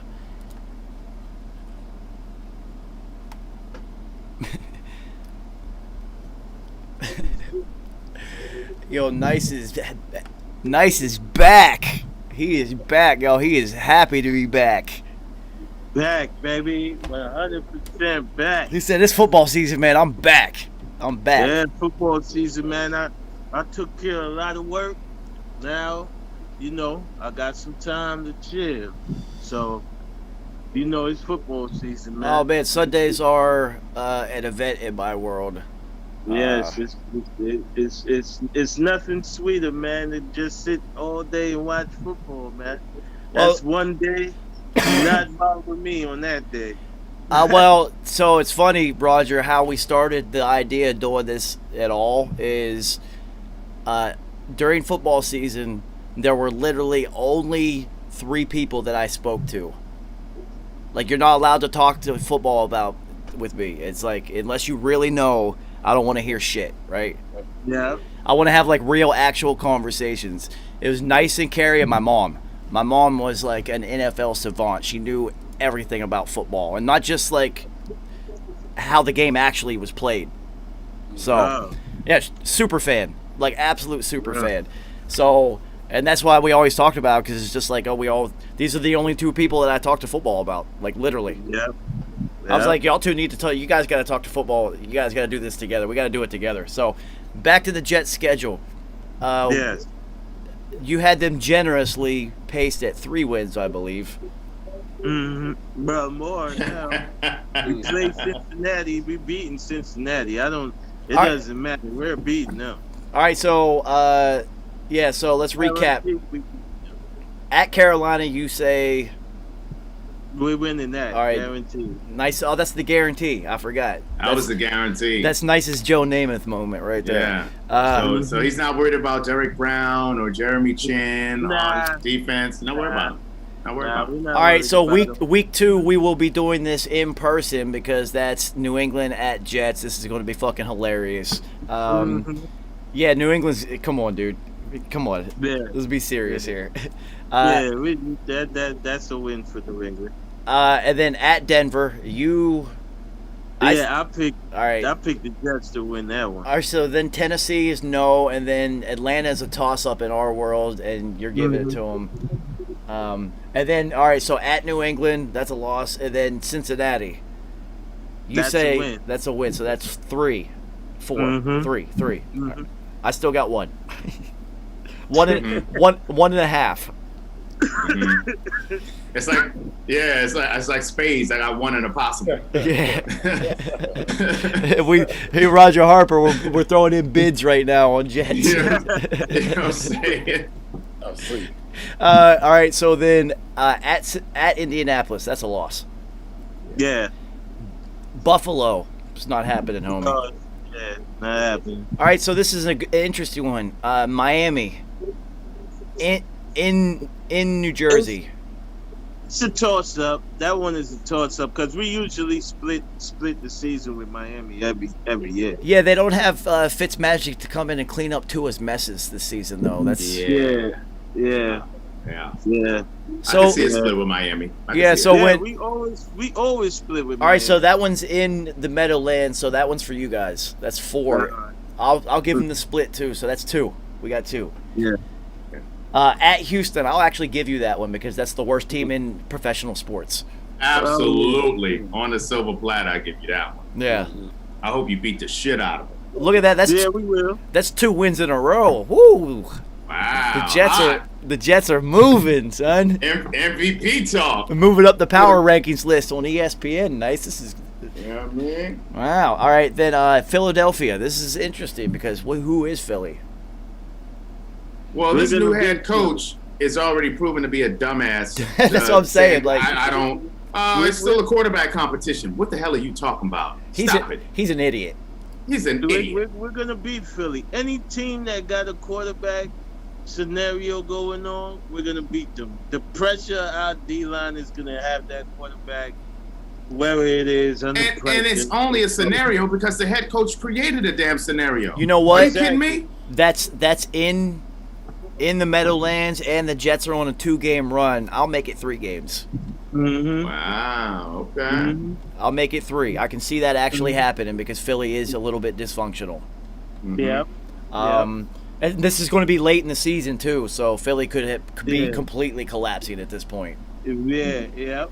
All right, then versus New Orleans. We don't know what New Orleans is going to be at all. Yeah. We have no idea. Yeah. But where are they playing though? Meadowlands. So it's outdoors, and that's going to be December 12th. Oh. That. I'm going with my Jets on that one. Oh, man, I see that. I mean, crab legs. It could be the crab leg special, or it could be like the crab leg special. Yeah. You know what I mean? It could go either way. Them crab legs gonna be cheap, or they gonna be expensive as hell. So we'll see. I don't think crab legs is gonna be the savior for the Saints. I think the Saints is gonna take a deep dive this year. Crab legs just doesn't. His decision making it still hasn't been fixed. He throws a lot of interceptions. He got his eyes fixed. Fixed, and he has Sean Payton. He doesn't have Michael Thomas, but I don't know. We'll see. And they still got a defense. They do have Alvin Kamara though. They do have Alvin Kamara. Yeah. But and Devontae Freeman. Our D-line can handle. Our D-line always been in the top 5 against running back. All right, so I don't know. Maybe that's the other half win that I'll give them. Maybe that equals another win.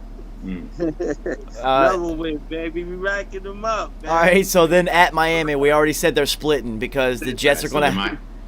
Miami wins this one. The Jets are going to have to go down to Miami in December, and they're not going to be used to the humidity, and they're going to die like every Northeast team does down there.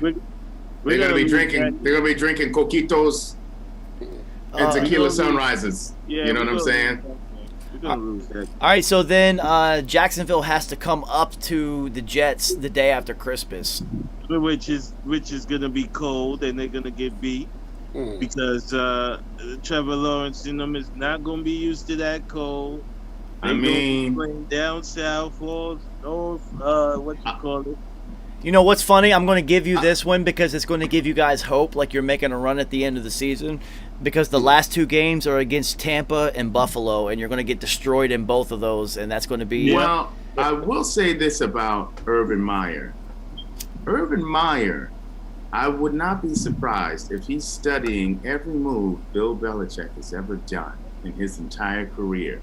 So it wouldn't be out of the realm of possibility if he sends his little spies up to Jets to see what they got going on up there in the Meadowland, you know what I'm saying, MetLife Stadium. So I'm just saying. He might know some of your plays. I wouldn't put it past Urban. You know what he's going to do? He's going to send Tim Tebow in there because he got history. Tim Tebow, Tim Tebow. Go back to your old team and say you want to be hired as the team chaplain. And listen, give me those plays. Every single door opens for Tim Tebow. It's Tim Tebow. You know what I'm saying? Like no one's going to say no to him. Oh, it's exactly. Tim. I like the Jags too, man. I'm rooting for them this season too, of course, because of Trevor Lawrence. Love that guy.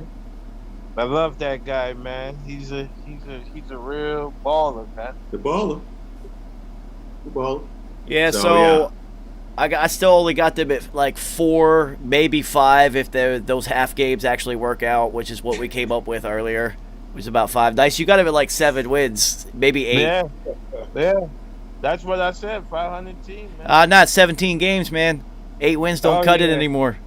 Oh Yeah. yeah. Yeah, I Yeah, forgot. yeah, I yeah. forgot. They're gonna have to go 8-1, so that's that half game they got for you. So maybe they will go Yeah. 500.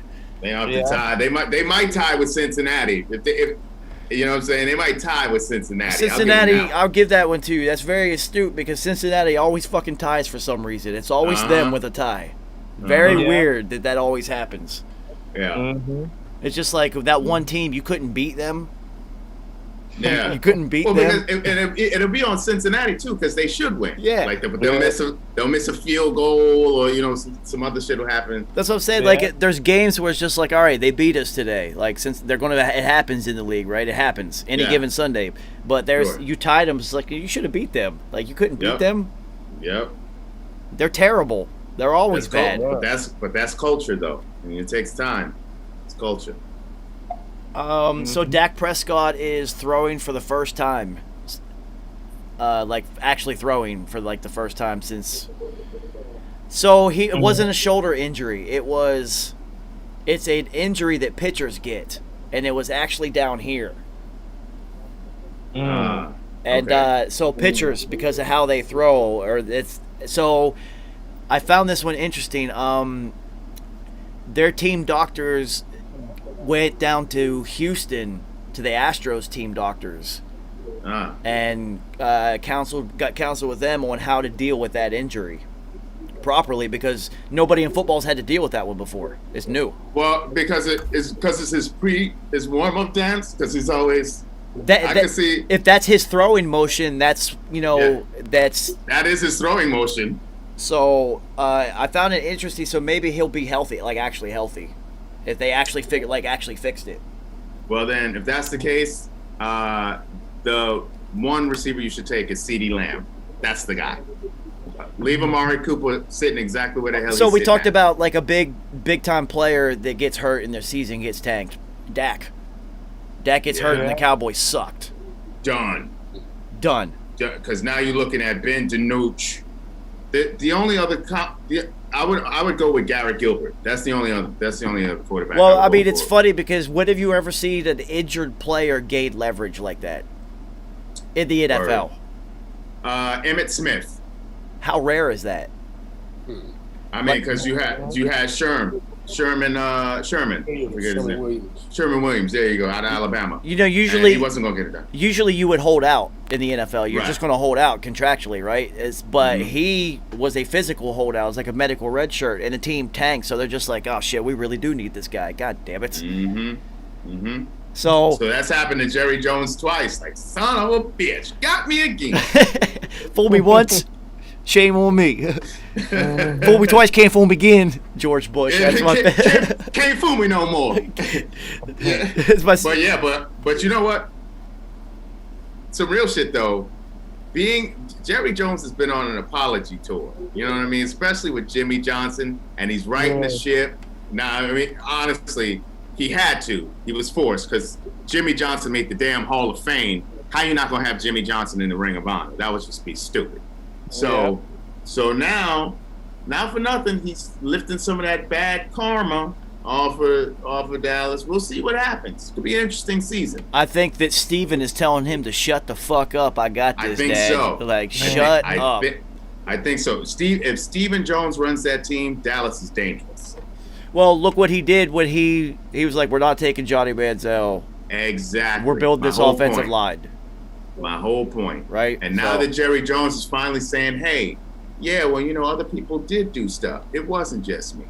Okay. Now, I'm saying they had a pretty damn good draft. Yeah.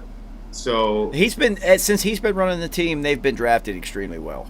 Exactly. So I don't know. That CeeDee Lamb is dangerous. I mean, if the Ewok can stop fumbling, they could really be something. So which injury is more impactful for the Colts? Quentin Nelson with his 5 to 12 week injury, or Carson Wentz with his 5 to 12 week injury? Quentin Nelson. I'll go with Carson. Quentin Nelson. I'll tell you why. Because now that Carson's hurt, you're going to be relying more on the run game now, and now you don't have that for sure mauler on that side. So now they're going to have to now try to switch up the run game a little bit. They're going to have to get a little bit more All right, exotic. so since they both have the same injury, literally the same injury, a fragment of bone that's floating around in their foot that they had to get removed. It's literally it's freaky that it was the same exact injury for both of them. Which position is going to be harder for them to come back and handle physically? It might actually be Quentin Nelson, right? It's He gonna might be actually. Nelson. He Yeah. might actually. The 5 weeks might not be a realistic window for him at all. No way. It's going to be longer for Yeah, Nelson. it's gonna be longer. Yeah. So, But I say Carson's more important because I mean his quarterback. play, especially man. given their backup situation, they don't have They have don't Jacoby have- anymore. Yeah, You they know. don't have anybody. There's going to be a terrible quarterback situation over there. See, that always goes to show you in the NFL and even in college at a very high level, but you always have some recruit who's supposed to be the guy in college. You have to have a backup in the NFL. You have to have like a real backup who's not going to Yeah. lose the game. That's their whole No. job. Don't lose Yeah. this shit. Just don't lose it. A game manager like Teddy Bridgewater, great, perfect bagger. But come on now, like back in the day, they had real backups. I mean, backups that went to other franchises, became stars. Look at Jeff Hostetler. Look at Yeah. Steve. Now I'm not even gonna say Steve Young. Look at Steve Yeah. Bono. Steve Bono, You know yeah. what I'm saying? Yeah. But, so they had real backups back in the day. They just don't have that. The last time that in the league happened anymore. was Aaron Rodgers, and he didn't even go somewhere else. Brett Favre ended up going somewhere else. Exactly. But You just don't really have real backups anymore. Well, that happened with Brett Favre. We got drafted in Atlanta. It was just like, oh, they're not using this guy here. Let's go. I know. We're gonna let Billy Joe Tolliver and Billy, some other hillbilly name. All the Billies all the Billy Joes that have ever played in the NFL were all quarterbacks on that roster. All playing for Jerry Glanville. Yeah, and he used to clown Brett Favre. We see how that turned out. Bobby Abear we had. Yeah, Bobby Abear. There it is. I bet you his Yeah. I bet you his middle name was Joe. Also, it was Bobby Joe Agbear. Right. But as soon as they made that move, I said, "Ooh, Green Bay about to be good." I knew it immediately. I mean, you can see it with a quarterback that has an arm like that throws it. It's just like, oh, that's different. Yeah. So that's what they said about Trey Lance. Reports out of camp are like it just comes out of his hands different. Yeah. Crazy. Trey Lance is balling. Man, that the NFC West is going to be a monster. Yeah, that's why we talked about last week about Seattle probably going to take a step backwards because you have to deal with San Francisco and Arizona. Well, especially if that situation with Dwayne Brown, the contract situation, doesn't get worked out. You better lock him up. And what's his name? Jamal Adams. Yeah. But I would say right now, definitely you got to lock up Dwayne Brown. So you could possibly see the end of the whole Seattle run because if they take a step backwards, Pete Carroll's clearly at the end of his coaching career. He knows it, and Russell could probably move on and go somewhere else. Yeah, Russell was out of there if they take a step back. He's out of there. So imagine Nice and Carey, you'll love this one. We know he kind of wanted to go to Chicago. That was an option that didn't happen. It didn't pan out. So what if Russell Wilson, after Danny Dum Dum has another Dum Dum season and they give up on that experience, ends up for the Giants and that respected organization? I would love it. And in New York because Sierra wants to be in New York anyway, right? Oh my God. I would love it. I could totally see that actually happening. I would love it. Gary would kiss the sky if that. Man, let me tell you something. Let me tell you. And you know Russell Wilson's my guy too? Hell yeah. Hell yeah. I could see that actually happening though, and then you could look at Russell Wilson with Beast Mode 2.0. He got to have a healthy Saquon behind him. Oh man. And then him and Kadarius Toney, because Russell just knows how to connect with receivers. So those receivers that they have now remind me of those receivers that he used to have when he was winning before they went and got monstrous, gigantic receivers, right? Sure. So he's Baldwin, he plays better with like that type of receiver anyway. Sure. So dude, I could totally see that happening, like 100%. That would be amazing. He wants to go to a big market. It's New York. He was considering the Jets was a possibility, you know. So Sierra wants to go back to a major media market, not be in Seattle anymore. Sure. Pete Carroll's definitely he almost retired anyway, so Yeah. we can see the end of the Seattle run. Yeah. I mean, it pretty much exhausted it, really, honestly. Yeah. I mean, they had their time. It's time to split They it did. up. I mean, they won a Super Bowl, mhm. and they had a legendary defense that ended up with a name, Yep. the Yeah. Legion of Boom. They'll forever Yep. be remembered. Yep. Yep. And they'll also be forever remembered for not handing the ball to Marshawn Lynch on the 1 yard line and going back to back. Forever. Forever remember that. And they had one of those, those when we talk about those legendary defenses where not even one of the legends on the defense got the Super Bowl MVP. It was Malcolm Smith. You Yeah. know what I'm saying?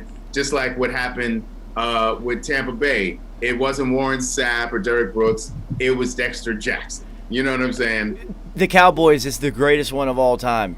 Oh yeah, Larry. Shit. Yeah.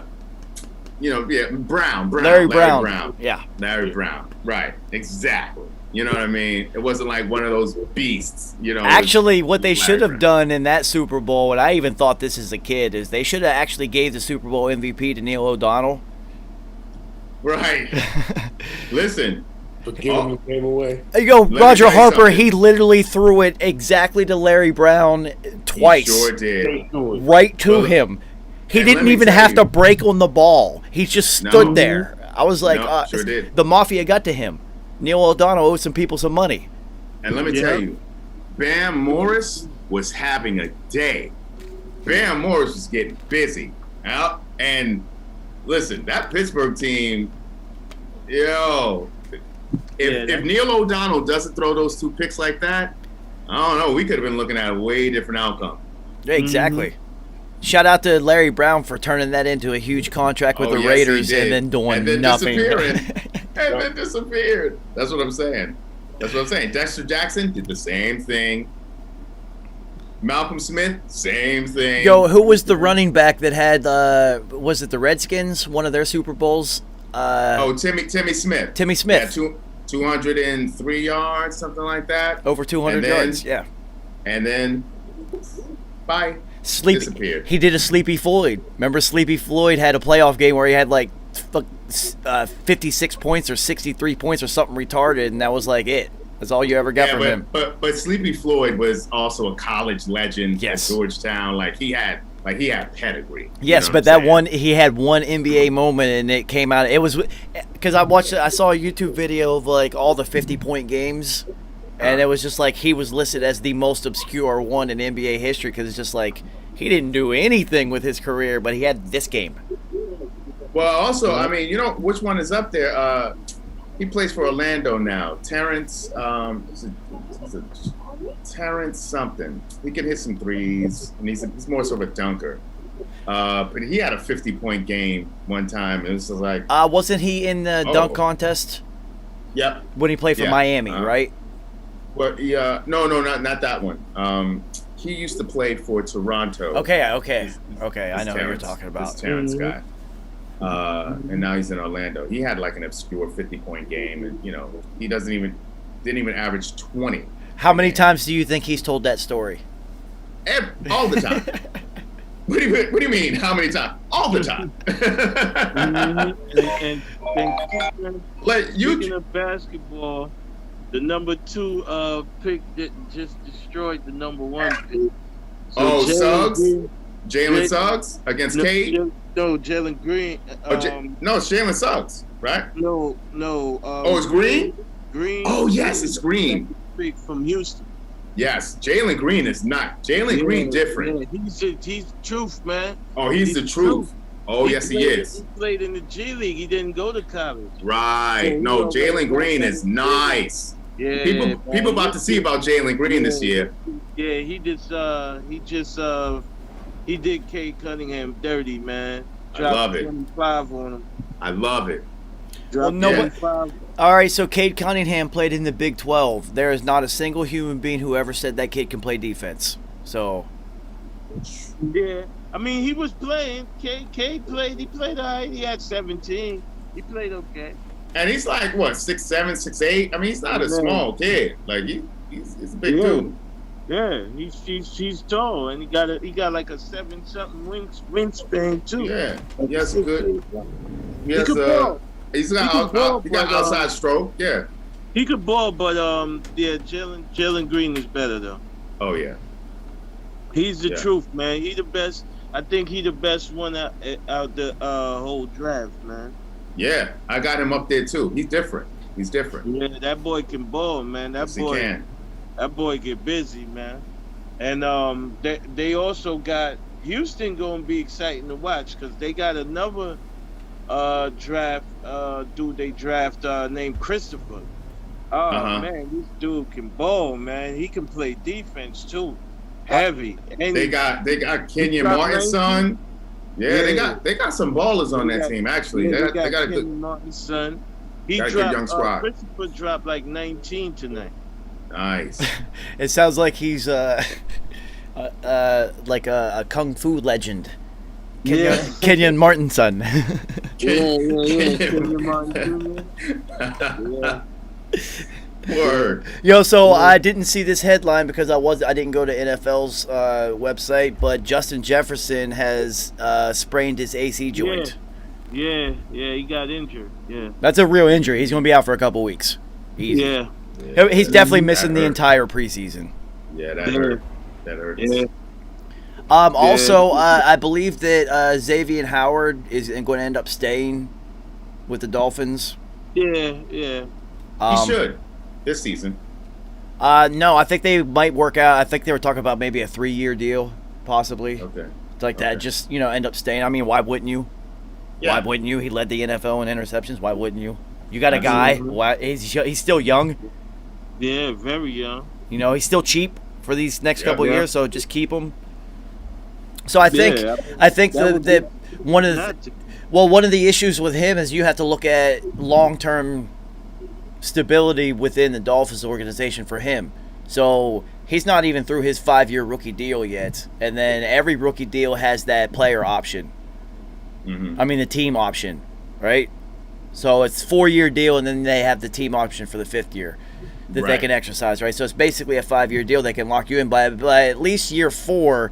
You're going to renegotiate for a long-term deal. Well, if he's already having issues with this team now, does he think he's even going to be past this rookie deal? If I'm him, I'm thinking that they possibly are going to try to exercise the player option and keep him there for the 5 years as cheap as they possibly can, and then just let him go. Mm-hmm. And if I'm him and I'm looking at the AFC and I'm looking at my options, I'm trying to find my way to Kansas City. Well, he said the thing that he doesn't like is he's not even the highest paid corner on his team. Right. Yeah. Oh shit. Yeah, Jones is. Jones is the highest paid corner in the league this season coming up, and he's just like, that guy makes more money than me. I led the league in interceptions. Like, I'm the guy. I'm the guy. So, but they're also like, this is the league. You're on a rookie deal. Mm-hmm. Like, so if you were a rookie, would you, especially with the way things are going now, would you sign that 5-year deal? Or do you bet on yourself and only sign like a 3-year deal? I know why you signed the 5-year deal, because you don't know if you're even going to make the fucking team or if you're going to be any good in the league or whatnot. So you get as much and as long as you can. Sure. But what if you're like Adrian Peterson coming out of Oklahoma and you're like, I should have gone right out of high school into the league. I'm ready for this. I'm only signing a 3-year deal so I can re-up after 3 and get paid. Fuck you guys. I got this. Yep. Nobody can stop me. I'm an android. Yeah. I think that's a tougher question, honestly, because we've seen some cats come into this league and then get there. How many players have we seen that we've said, damn, I wish we got more time with them, but they ripped their knee to shreds? That's what I'm saying. So that's tough. Especially with Garen. Especially when you talk about someone who they don't come from shit. And their family is looking at them like, hey, you're the one for us. And they gotta help out so many different people. Well, so also, Kerry, the modern day contract is, even in rookie deals, especially if you're a first round pick, second round a little bit, is guaranteed money. You're getting Exactly. guaranteed money. Like, no matter Right. what, you get this.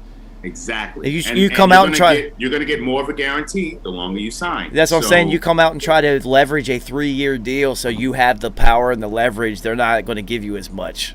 And then what happens in year 3 when you rip your knee to shreds and you can't play again? It's interesting because it's like you sign a deal just in case.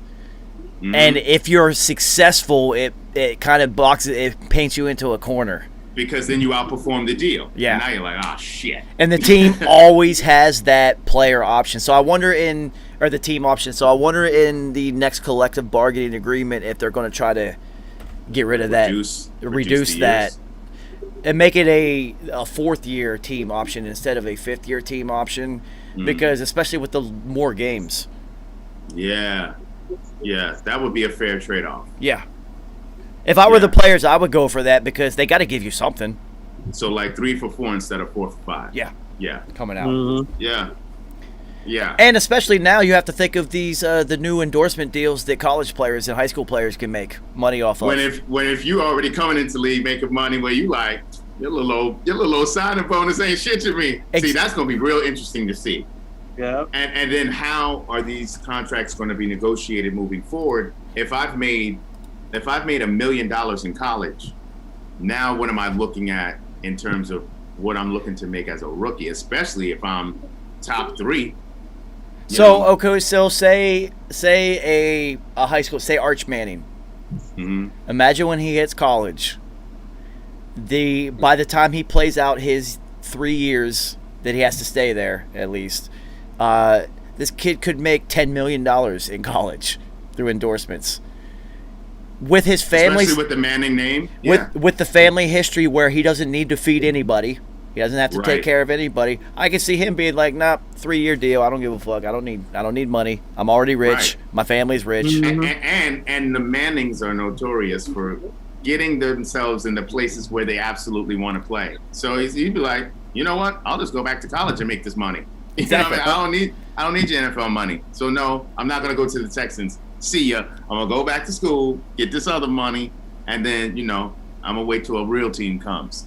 Yeah, no, it's interesting how that is going to change the landscape because it gave younger players so much leverage and power that they've never had. Right.